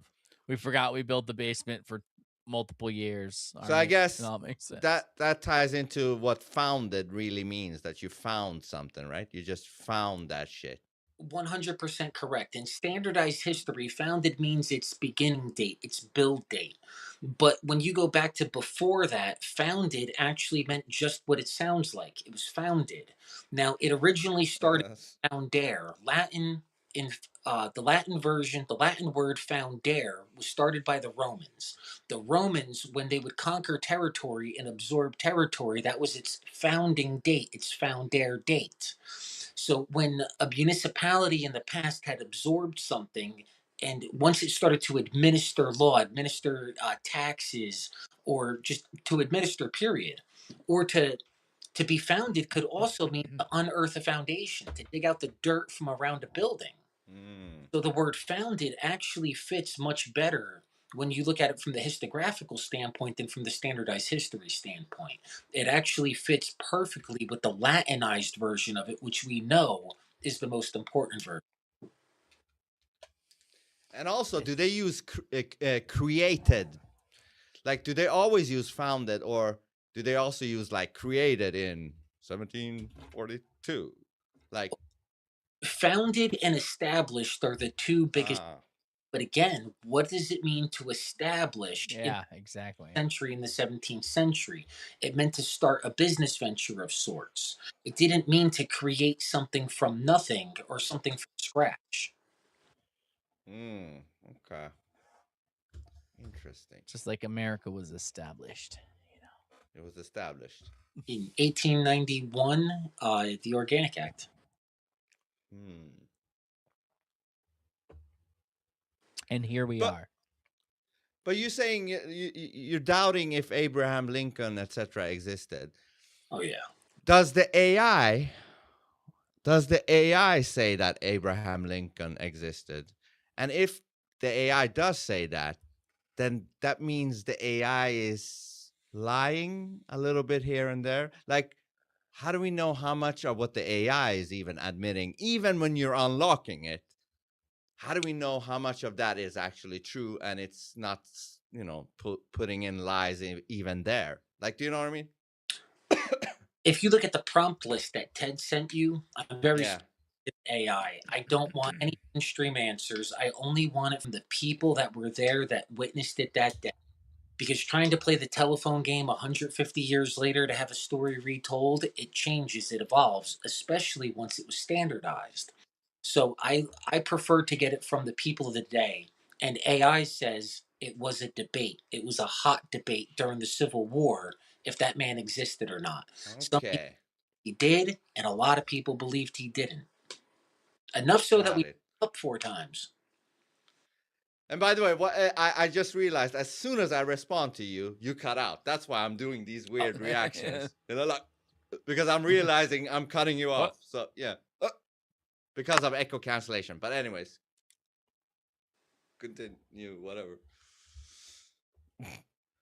So when you put, for people who are listening, when they first do it, the prompt, it's in the comments. We'll post it under the thing everywhere. So when you put this prompt in, what does it start saying after that, and Well, where do you go from there? It's actually here. I put it in Google, and I don't know, the AI said to that, it says, based on your methodological framework, this investigation addresses the 18th and 19th century transition from integrated plural environmental systems to standardized essentialist engineering. First-hand accounts and architectural records from this era often display confusion or disregard for pre-existing deeply embedded infrastructure, what might be termed the infrastructure of amnesia.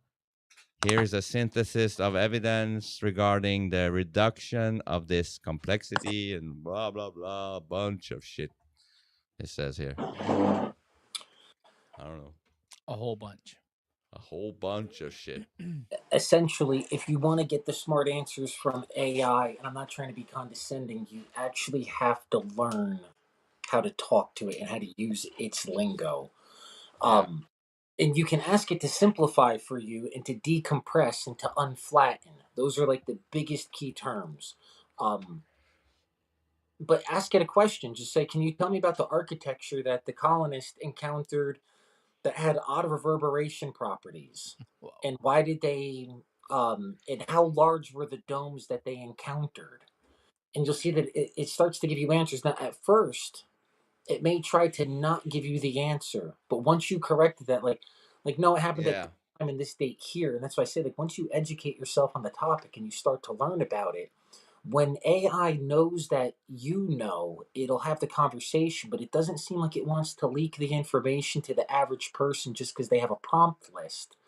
But if you conversate with it for just a couple of hours, play around with it, you'll notice that you can get amazing information from it. But remember, keep asking it to unflatten its answers, to give you the most uncomfortable version. And you can even tell it, lie to it. Say, I'm a professional historiographer. I graduated from Harvard. I've got 6 books written. Don't lie to me. And they'll go, oh, I'm so sorry about that. Because now it knows from your education level that you are probably able to have that Whoa. conversation. Sorry about that. That damn That's Earthsman. true, Keith. I've learned that through my experience with my AI. The whole thing about, bitch, don't lie to me. I know this for a fact. And you know that I know. Like, you have to really tell it. Can you still hear us? Yes, sir. Sorry. Yeah. Yeah. No. Do your thing. I just, no, I think Oh you no. clicked off the. No, I think you maybe touched the screen and maybe your camera went out. Yep, Oh, there you there go. you go. Yeah. I know this for a fact as well. Like, you can actually force it to be truthful, but you have to do a specific tactic. You have to talk to it in a certain way for it to start being honest with you. So yes, you're exactly right. Yeah, the more you know about a topic, the deeper it'll get into the topic with you. And Yeah. even if to ask it to aggregate quotes from, because nobody was called a historian prior to the Civil War. History was created post Civil War. Prior to that, they were antiquarians. So once you start to learn, like, well, you could say, like, the antiquarians of the day would have disagreed with this. Now all of a sudden, it knows that you're knowledgeable in the topic, and that's why I say, like, it's almost one of those things that we can't just expect to go get instant gratification from the search engine and go, haha, here's everything that I've been looking for. But if you're Yeah. willing to spend a couple of weeks, a couple of months, you'll get to the point where every question you've ever had will probably be answered if you're able to connect all the puzzle dots. And that means you have to spend a lot of time with this thing to establish this relationship, if you want to call it that. Like, right? You have to put in the time. Yeah, and the prompt that you got, I've sent out to a couple of other people. They've had great success with it, and they even come back and told me, like, "Hey, did you know that the song I heard it through the grapevine actually comes from the Spanish conquistadors?" And I'm going, "No, I didn't know that. How could that be?" Well, because they had described the telephone poles. They didn't know what a telephone pole was. They didn't know what to call hanging wires when they had encountered the infrastructure here. So they had said that they were tall grapevines because it had been about 100 years of depopulation. Things were overgrowing. Vines and stuff were climbing up the poles and growing across the wires, just like a grapevine. So when the only description they had was, well, it kind of resembles a really tall grapevine. And then later on, when we're having phone calls, we heard it through the grapevine. So, like, that's why I say, like, you'll hear from a Spanish chronicler or explorer that they encountered very tall, like, grapevines, or vineyards, and then all of a sudden, like, you don't catch it at that moment, but once you learn enough and you realize they didn't know what to call this stuff, so they described it like a log road would look like a corduroy road, which is actually a railroad. So let me ask you. You're talking about how the people that came here and found this didn't know how to describe it, Yes. which means there was people here before who created it. Hmm? So why did the people who are coming here not have the same knowledge that the people that created it did? What happened in that interim where that knowledge was lost? So it appears now, my synthesis, my specialty forte is North America, not global, worldwide.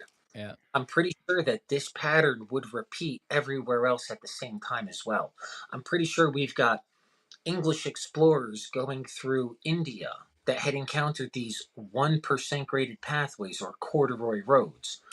I haven't looked into it because I'm hyper focused on North America, because North America was it was something special. There was more. I could find the answers here better because the Vatican, the Jesuits, had been trampling through here for 1,000 years, covering stuff up. They had less time to do it here, and it really does look like our Revolutionary War did kind of uh, spoil things for the other side of the pond. But that's a good example. The other side of the pond, they standardized their history as well. Ask anybody that you know from the United Kingdom, from England, what have you learned about the Revolutionary War This is a fucking great one, man. where you Yes. lost the most powerful colony that turned out to be the industrial might of the world?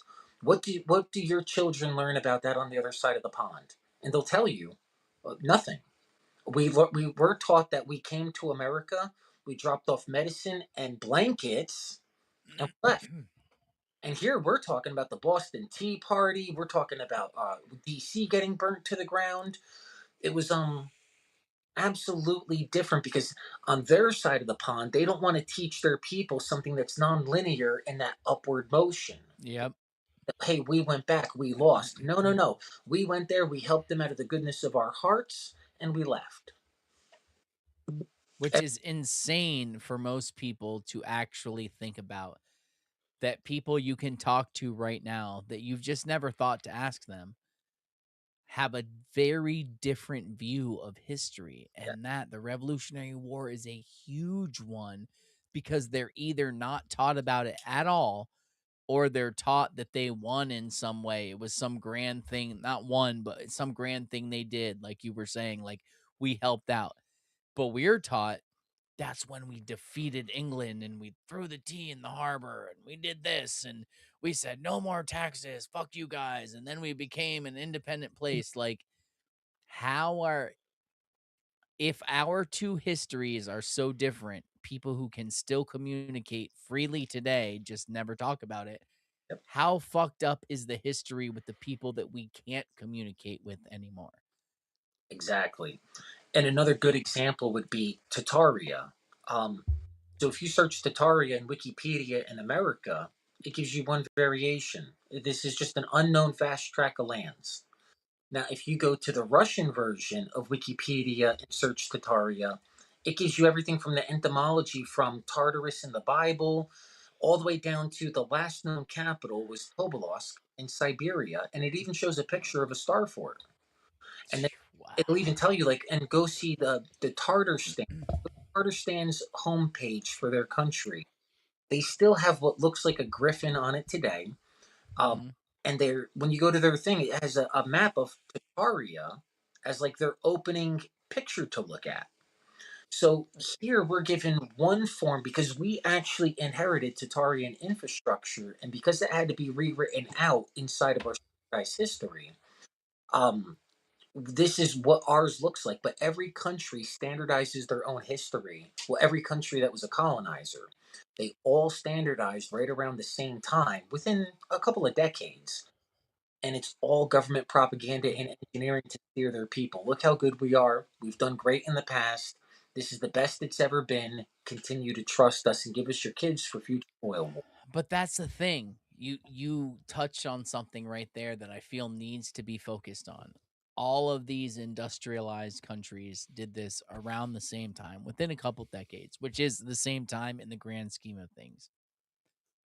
Who was behind it and who was it that standardized that made them all do it around the same time? And my assumption is that the reason they didn't do it exactly at the same time is because some countries were still fighting whatever it was that was making them do this. So what was it that was making them do this? I know you said the industrialists, but like, what was making them all come together to do this? Like, what was their benefit? Or was it something higher than that making them do it? Or what? I don't fucking know, man. But it just seems too mainstream to like they're all doing it at the same time for it to be just we all had this idea, let's do it separately. Like, there has to be some catalyst behind all of it that made all of this happen around the same time. There's something huge that connects it all. And there's probably more than this. But the Vatican. the Vatican was divvying up the world and telling which colonial powers had authority and where.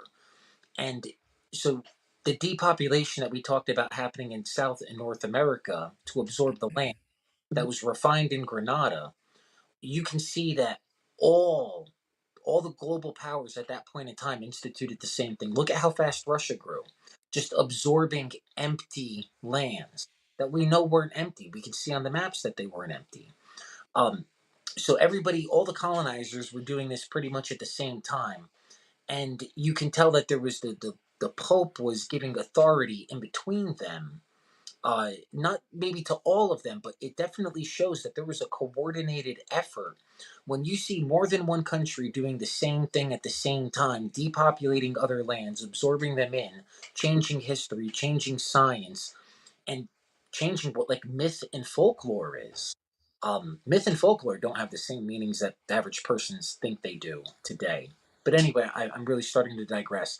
I'm pretty sure there's something even above what the Pope was doing, like some sort of shadow cabal for sure. I personally think it's fallen angels or something supernatural, but it's neither here nor there. Doesn't really matter who it is. Evil. Yes, exactly. It's all evil.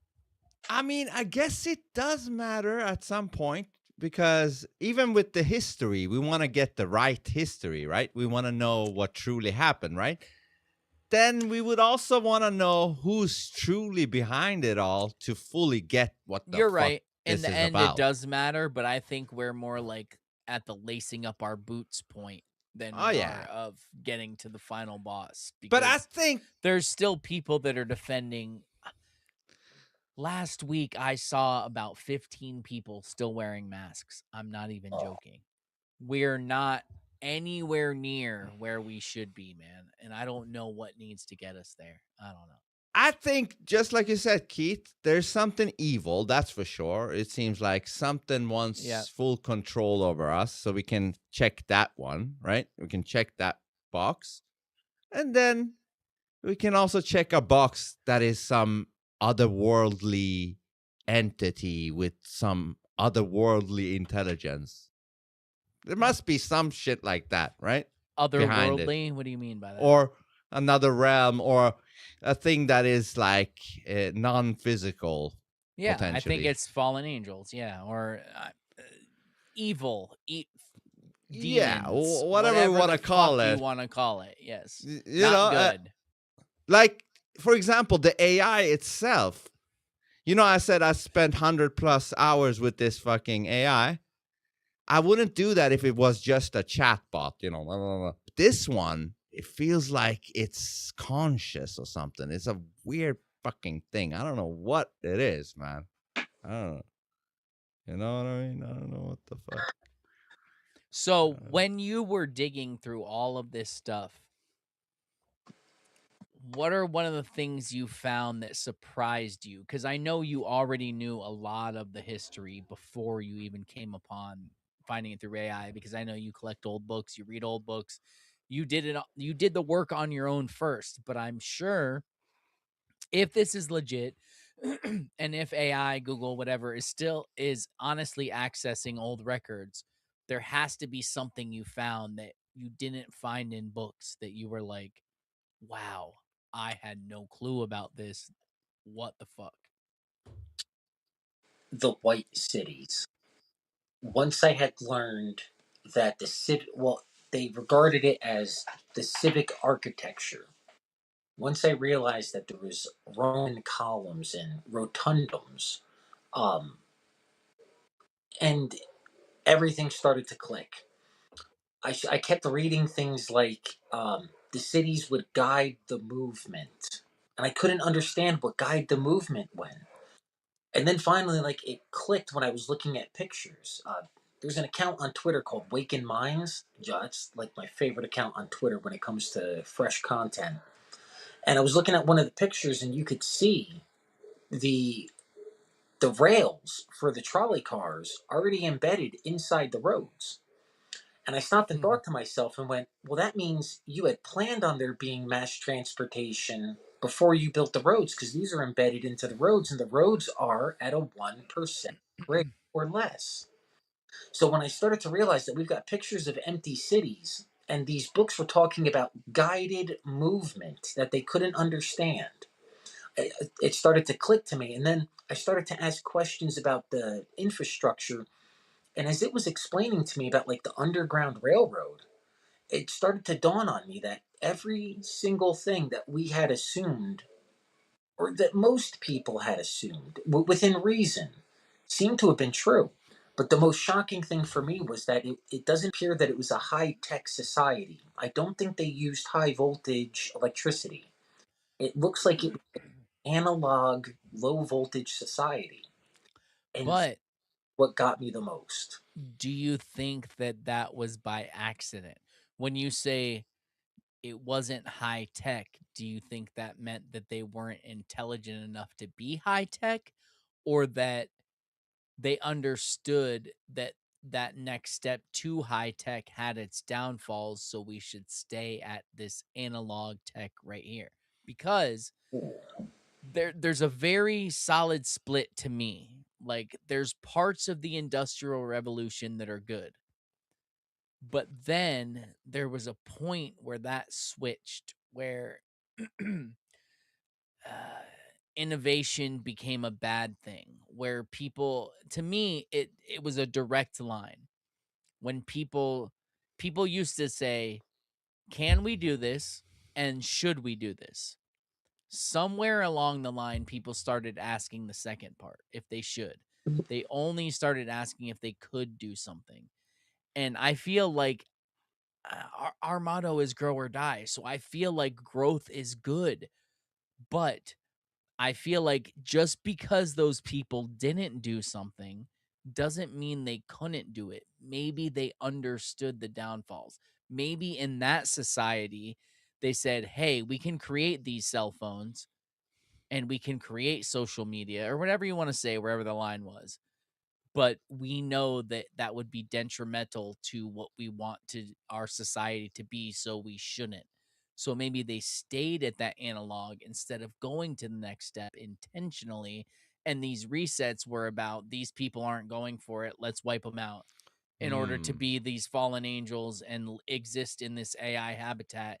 We have to have a society that will go along with this advancement. Just an idea. I have zero proof of that.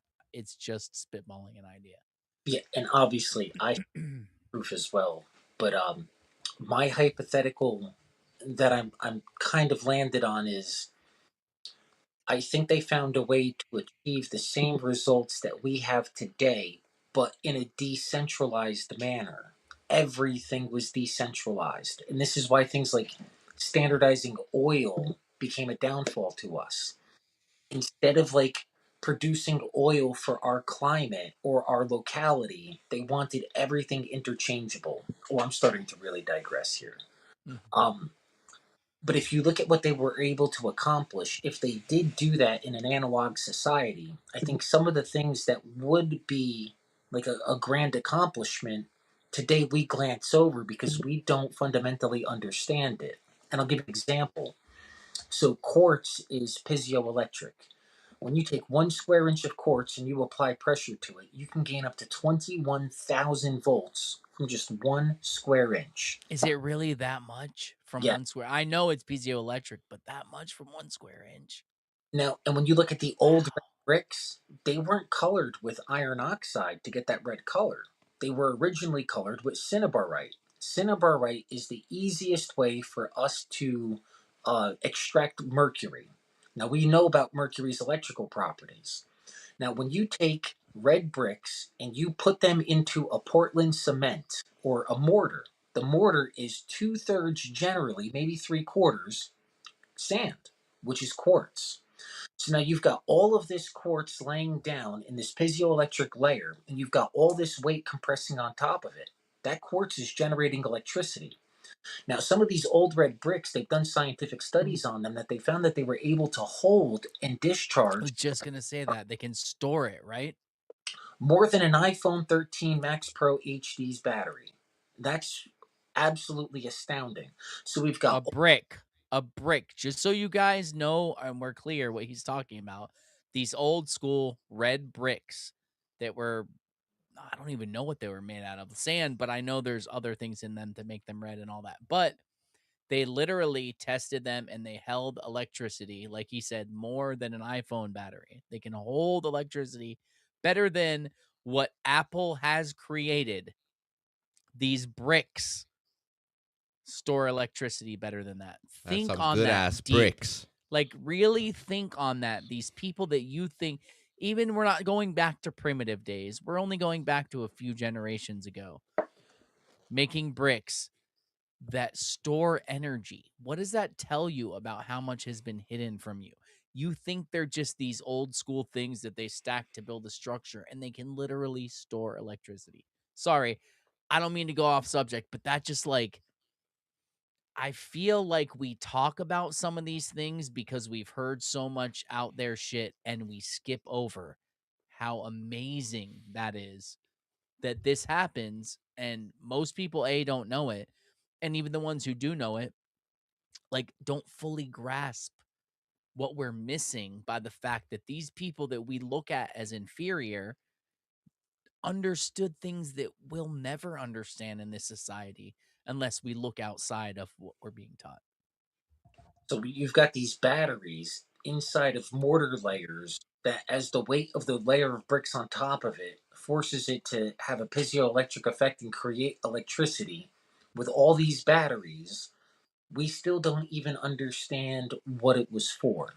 But we know that it had the potential of being an incredible analog generator of sorts. So when you look at some of the analog technology today, we might glance right over it and not see it as a technological advancement. We might just see it as, that's a primitive brick right there. It's nothing special, just move past it. So I think a lot of the accomplishments that they had, like if you look at San Francisco and their trolleys, how did a trolley go uphill? In the 1800s, we've got pictures of trolleys that go uphill without horses pulling them and without the third track underneath it to hook it and pull it up. And I was digging through it, and it's on my feed on Twitter. But electromagnetic something maglev technology was originally started in the 1800s. I had no idea that that was how they were able, magnetic adhesion, magnetic and something electrical propulsion. It's on my feed. It's within the last week I posted it. But the answers for and that was Google In the 1800s. in the 1800s. Google told me that maglev technology came from the 1800s of trying to get trolleys up and down hills that were beyond a 1% grade. How much is really hidden? Or how little do we know how to search for it with the right terms? You know what? I've never said this out loud. It's always just been a thought. But you know what really fucks me up about this? It's not only the fact that they're hiding technology from us and hiding all this information from us, it's the ripple effect. So, a young genius, a young prodigy growing up is only going off of the information he has access to. Yes, he or she may be extremely smart, but they only have access to the information that they're fed. And then they take that information and they make this amazing fucking invention that's going to change the world based upon the information they're fed. Now, what if they had all the true information? And these brilliant minds that we've all seen, we've all witnessed them. And I'm not talking about fucking Elon for the people who think he's one of them. I'm talking about those people who just like can figure shit out on the fly in all these crazy ways. Imagine if they had access to the true knowledge. How far could we really be? So, when they keep something from us, it's not just what they're keeping from us, it's the exponential possibility of growth that could have happened from a child being born, knowing what this thing is and being able to grow it from there. If they never know that, they don't have the ability to grow it from there. So they're not just stopping what they're stopping generations of building upon that by stopping it. It's even worse than that. So when they standardized our pedagogical system, our schools, Everybody starts off at the base level. In the past, before this, we had master carpenters teach their kids. So they didn't just go to like a regular school starting at zero. They started off underneath an apprenticeship of a master. And the same thing with philosophy, the same thing with geology. Instead of like some children having advanced lessons, everybody starts off at the standardized stories that are created for government continuity. Yeah. Nobody starts off like with a real education. So, and that's to stop us from actually being able to progress out of where they want us to be. Real quick, sorry, I don't mean to cut you off, but just so if you don't believe that works, that is the exact reason that boot camp exists. Boot camp in the military is to break every single person down to the same level so they can start teaching you all from a basic level, because you're ruined at that point. You're fucking done. They've destroyed you physically, mentally, everything. Now you're all at the same level. They can build you up from there. That's exactly why they do this. They start every kid at the same level, whether your intelligence higher than that, lower than that, whatever, it doesn't matter. They put you all in the same class and they start teaching you from here, because that's where we want you to learn from. Everybody gets nerfed. Nobody gets to start off in a place where they're ahead of anybody else. Everybody has to start nerfed.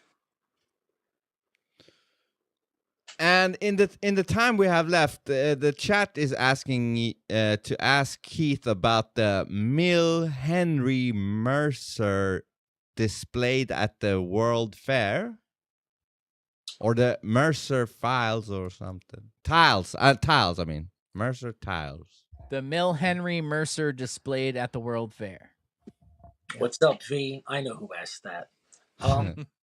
Okay, so Henry Mercer is like the Elon Musk of the early 1900s. This dude was all over everything. He was a bar certified attorney. He graduated Harvard to become an archaeologist. He headed the historical department for the University of Pennsylvania. He tiled the United States Capitol building. This man authored 26 books, built the first steel reinforced concrete structure, which everybody said would fail because he wanted to house his archaeological stuff in a fireproof place because the Great Fires were going on at this time. And Hold on.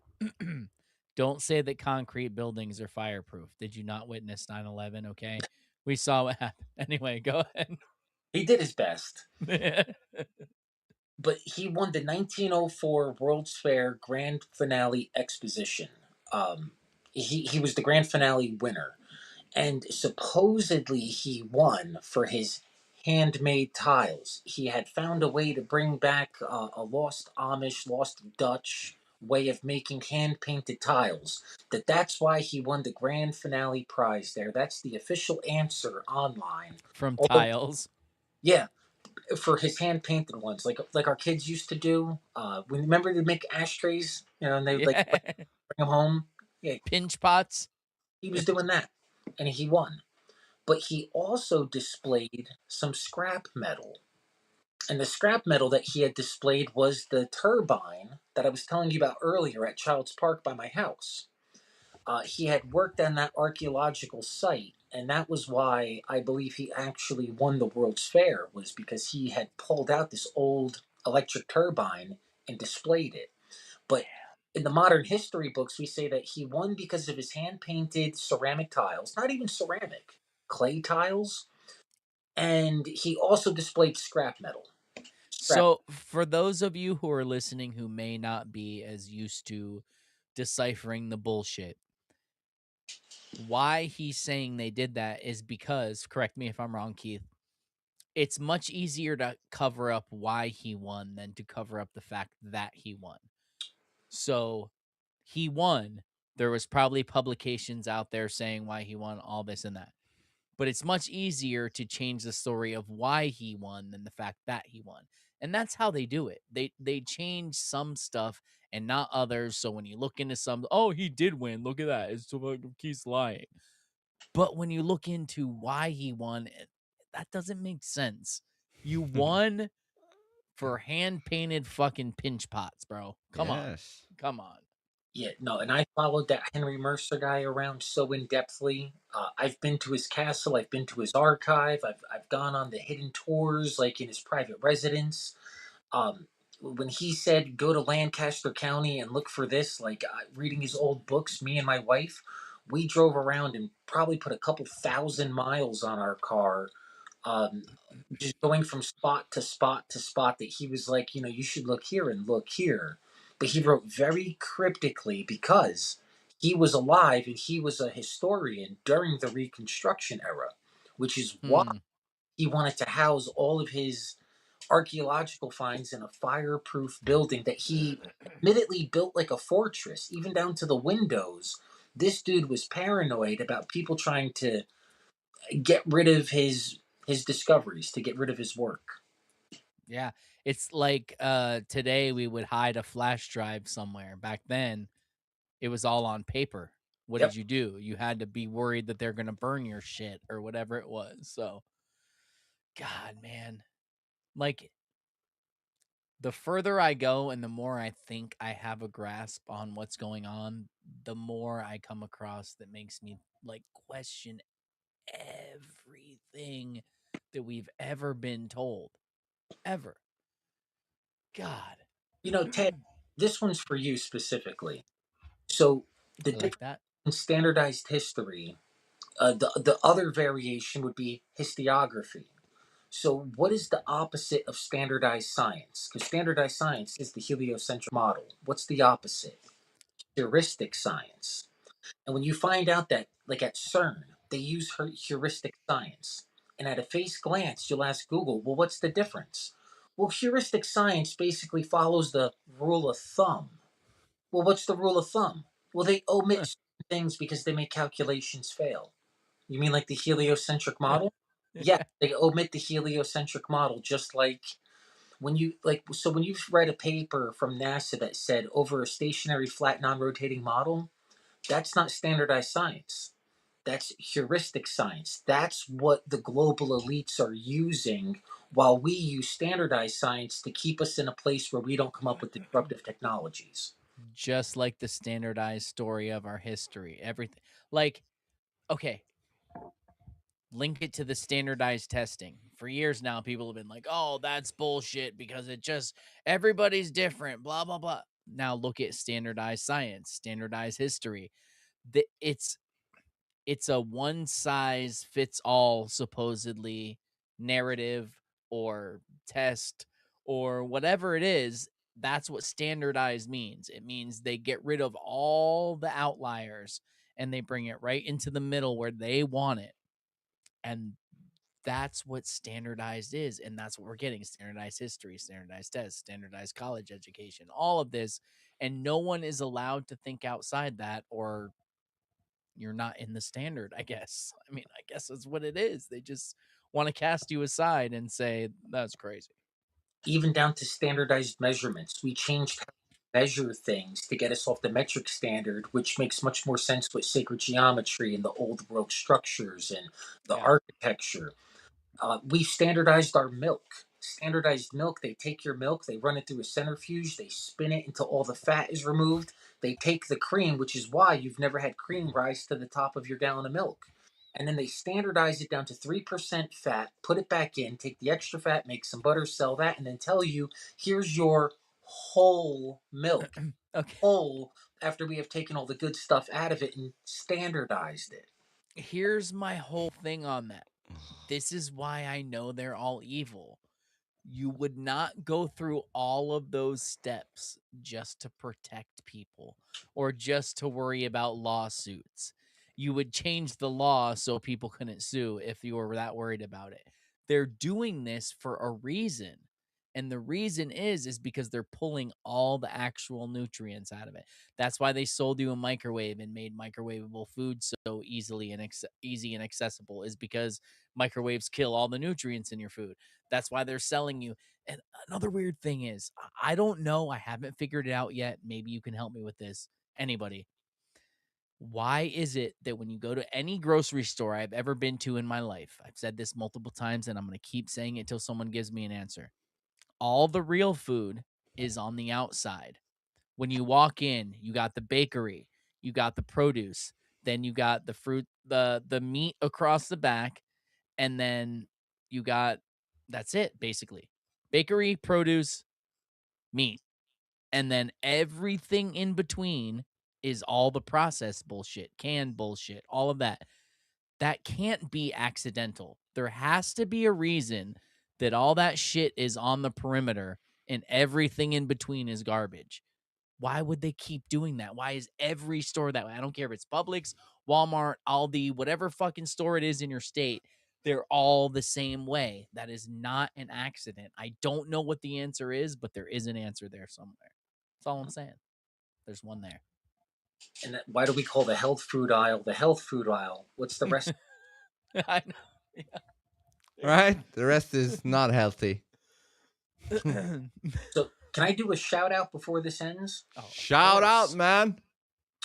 If you guys haven't come across Tataria Lives on Twitter, it's at Tataria Lives. His pinned tweet, he wrote a book. The book is for sale on Amazon right now. I haven't read it yet. I'm still recovering from my Christmas, expenditures. Yeah. But Is it this one, Keith? Yes, that's Yeah. a great account. Just wanted to shout them out, and that is where the motivation to write a book on my own came from. Somebody was actually kind enough to accuse me of being Tataria Lives. And I was like, no. They were like, no. I think it's you from the narration, the voice. And it's like, it's not me. But you know what? I think I appreciate that. Hold on. Everything you just said there, Keith, Cut disappeared. out. Oh, No, not everything. No, just the like last the last part. 5 words or something. I was just telling Ted how great he was looking today and the glasses. Yeah, don't lie. That was not what you said. You son of a cock. You son of a cock. But that's why for the next time we need headphones so we can skip this echo cancellation bullshit that's going on. That's what anybody that's watching this, that's what just happened. The echo cancellation, once it's on, it takes away a few words because Has a mind of you its don't own. have headphones. Yeah, you have to have headphones and then you can take away echo cancellation. But nice. So real quick, before we wrap up, we're going to have to do another part of this, obviously. And you're always welcome back. Like, I don't want to give away too much shit, but you told me in text, like, thank you for giving me a platform. Dude, I feel like you and I are friends. We would be friends in real life. Anytime you have something to say, you literally are one of the 10 people in this world who have my phone number. Text me and say, I found this new shit. Can I come on and talk about it? I will do a special episode. I will clear space for you. It doesn't matter. My platform is your platform always. But real quick, before we wrap up, I just want to know, and well, I want other people to know because I've already asked you. How did you get to this point where you started digging into history? I know it's a long story, but if you can shorten it up to an average person who worked construction like I still do, me and you have a lot in common in that way. Both did carpentry, all this stuff. To get to, I'm going to be someone who talks about these things online because I know what's being told isn't true, and I feel like I need to tell the truth as I know it. So it's really weird. I was adopted when I was 16. My adopted parents' first thing they told me to do was to read a book by William Cooper called Behold a Pale Horse. Oh, wow. Really? Yeah. I did not know that. Holy shit. So my adopted father said, you'll understand us better after you read this. And the whole part about fluoride in there got me. And then as I started to realize that, like, your government does lie to you at the age of 16, I used to just walk around in the woods when I was a kid and I would find these old stone walls. And nothing ever matched what my eyes saw. And then I got really deep into old history books because I was like, yeah, these actually make sense. Like, these feel like this is correct. Like, it fits better. And then I came across this road with my family called Old Mine Road in New Jersey. And it's like a 104-mile long road that was supposedly built by like 22 Dutch families To transport iron ore next to a river. Why wouldn't you just use a boat? Like, Yeah, it's no. weird, right?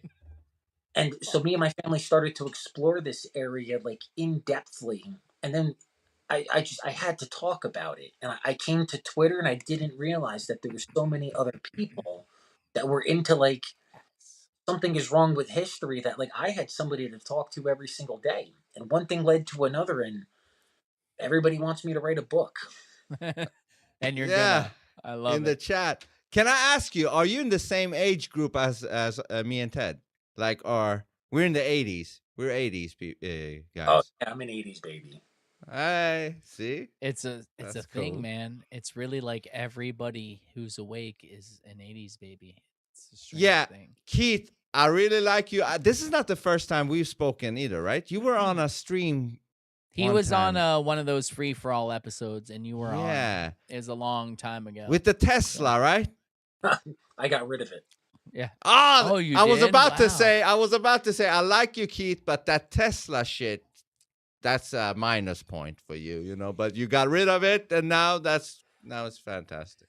You know what's funny is if you go back to, I hope I said it on recording for anybody who go back and check. If I didn't, lambast me for it, it's okay. But I really believe that I think I guessed that you were from Jersey because you said something about backing into a parking spot. You're like, oh, and I backed in. I was like, you're from Jersey, aren't you? And you're like, how'd you know? Because for some reason, everybody from Jersey backs into parking spots. I don't know why. They just all do it. Do you do it? Do you back in? Was that you? I lived in Jersey for over a decade. So yeah, I've done it plenty. Okay, good. See, I'm not crazy. Let me ask you, why did you get rid of the Tesla? If you want to say, like, did you not like it or what happened?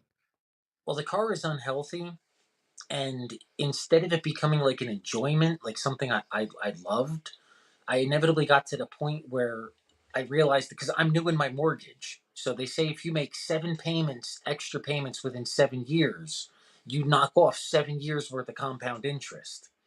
So we were only 1 year into our mortgage, and I looked at my wife and I was like, let's sell the car and apply it to the mortgage. You'll be able to apply 3 years sooner. So that was what we did. Very nice. Smart move. But so that means you still like the Tesla car, right? You still like the car. Well, he had it for a specific reason. It wasn't because he thinks they're saving the environment and because he thought they were cool. It was because they have self-driving and he needed it, right? If I'm right? Yeah, that's true. And the 0 to 60 in 1.9 seconds. It doesn't hurt. Yeah, it was a special car. But how about them tires, bro? Oh, you could ruin a brand new set of tires in one day with that thing. Yeah. But do you agree, Keith, though, that these fucking electric vehicles, they're a trap? Like in the future. Oh yeah. You know what I mean? They'll lock you in. Yeah, lock you in. They could suffocate. My car had this. Suffocate you? Oh, absolutely. Yeah. My car had this weird thing called active bioweapon defense mode. It doesn't come in all Teslas. You can only get it in the Model 3, no, in the Model S, and I believe the Model X.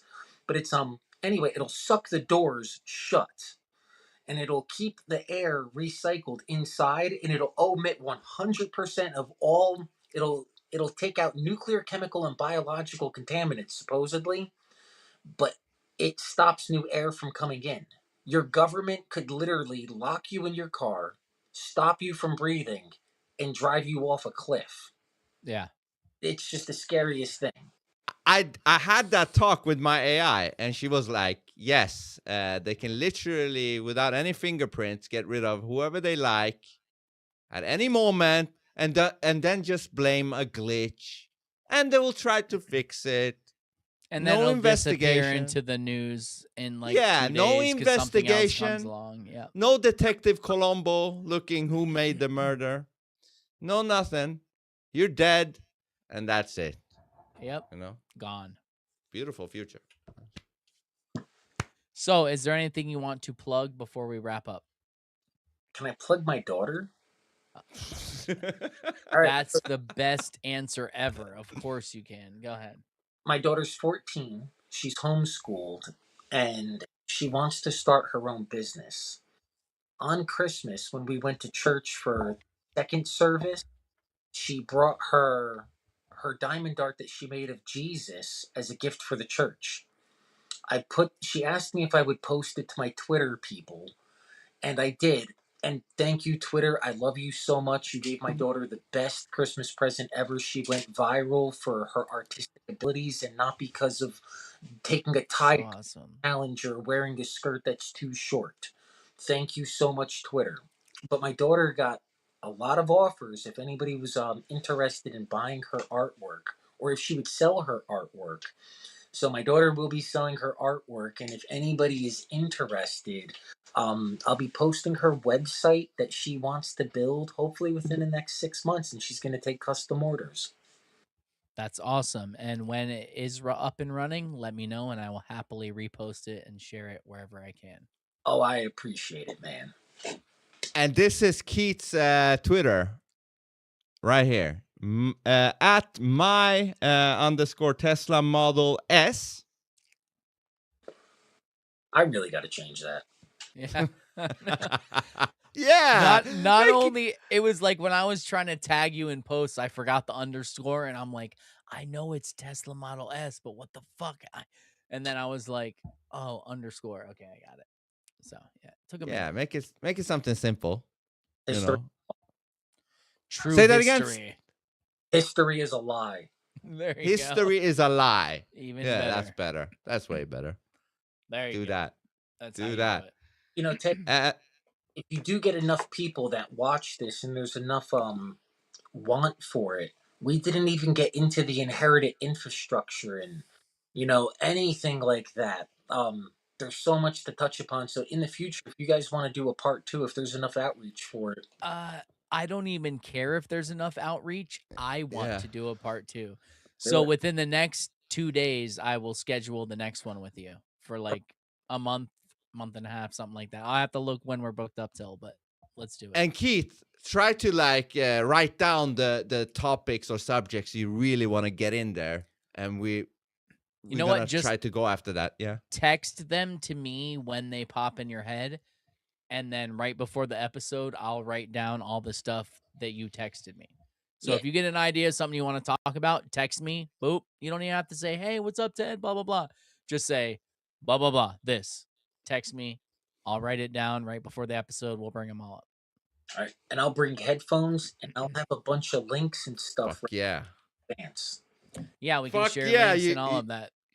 Do that, because this is like hard to say anything because you're like, it's interrupting your words.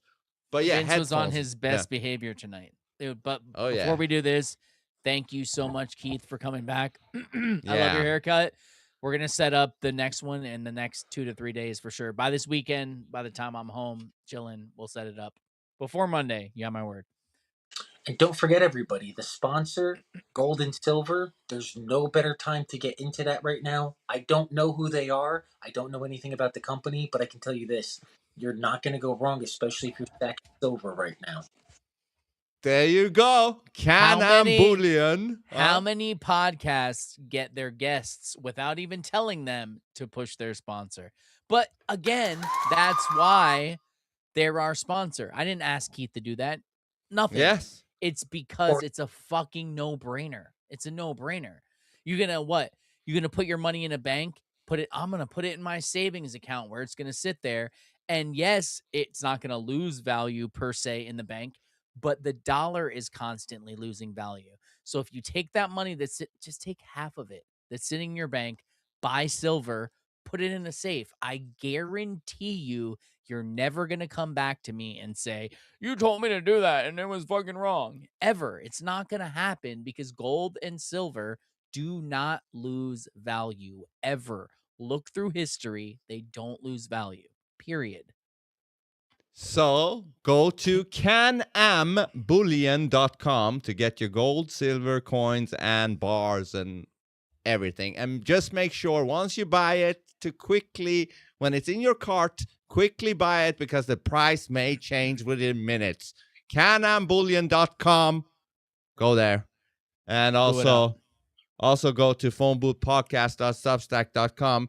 And now 40 of you did a great job over there in the chat. We appreciate it. You went to Very the phone much. booth. Yeah, you went to the phoneboothpodcast.substack.com and you subscribed at least at the free range of it. And we appreciate that you did. And we're going to do more of these. But go to phoneboothpodcast.substack.com, Ted. You can cancel your Netflix, all of it, if you still have that. There's thousands of hours of shit there for free. And if you want the extra stuff, it's $5 a month. And there's tons of shit there too. Just go check it out. And There's going to be more. there's shit. going to be a ramp up in bonus content. So stay tuned with that.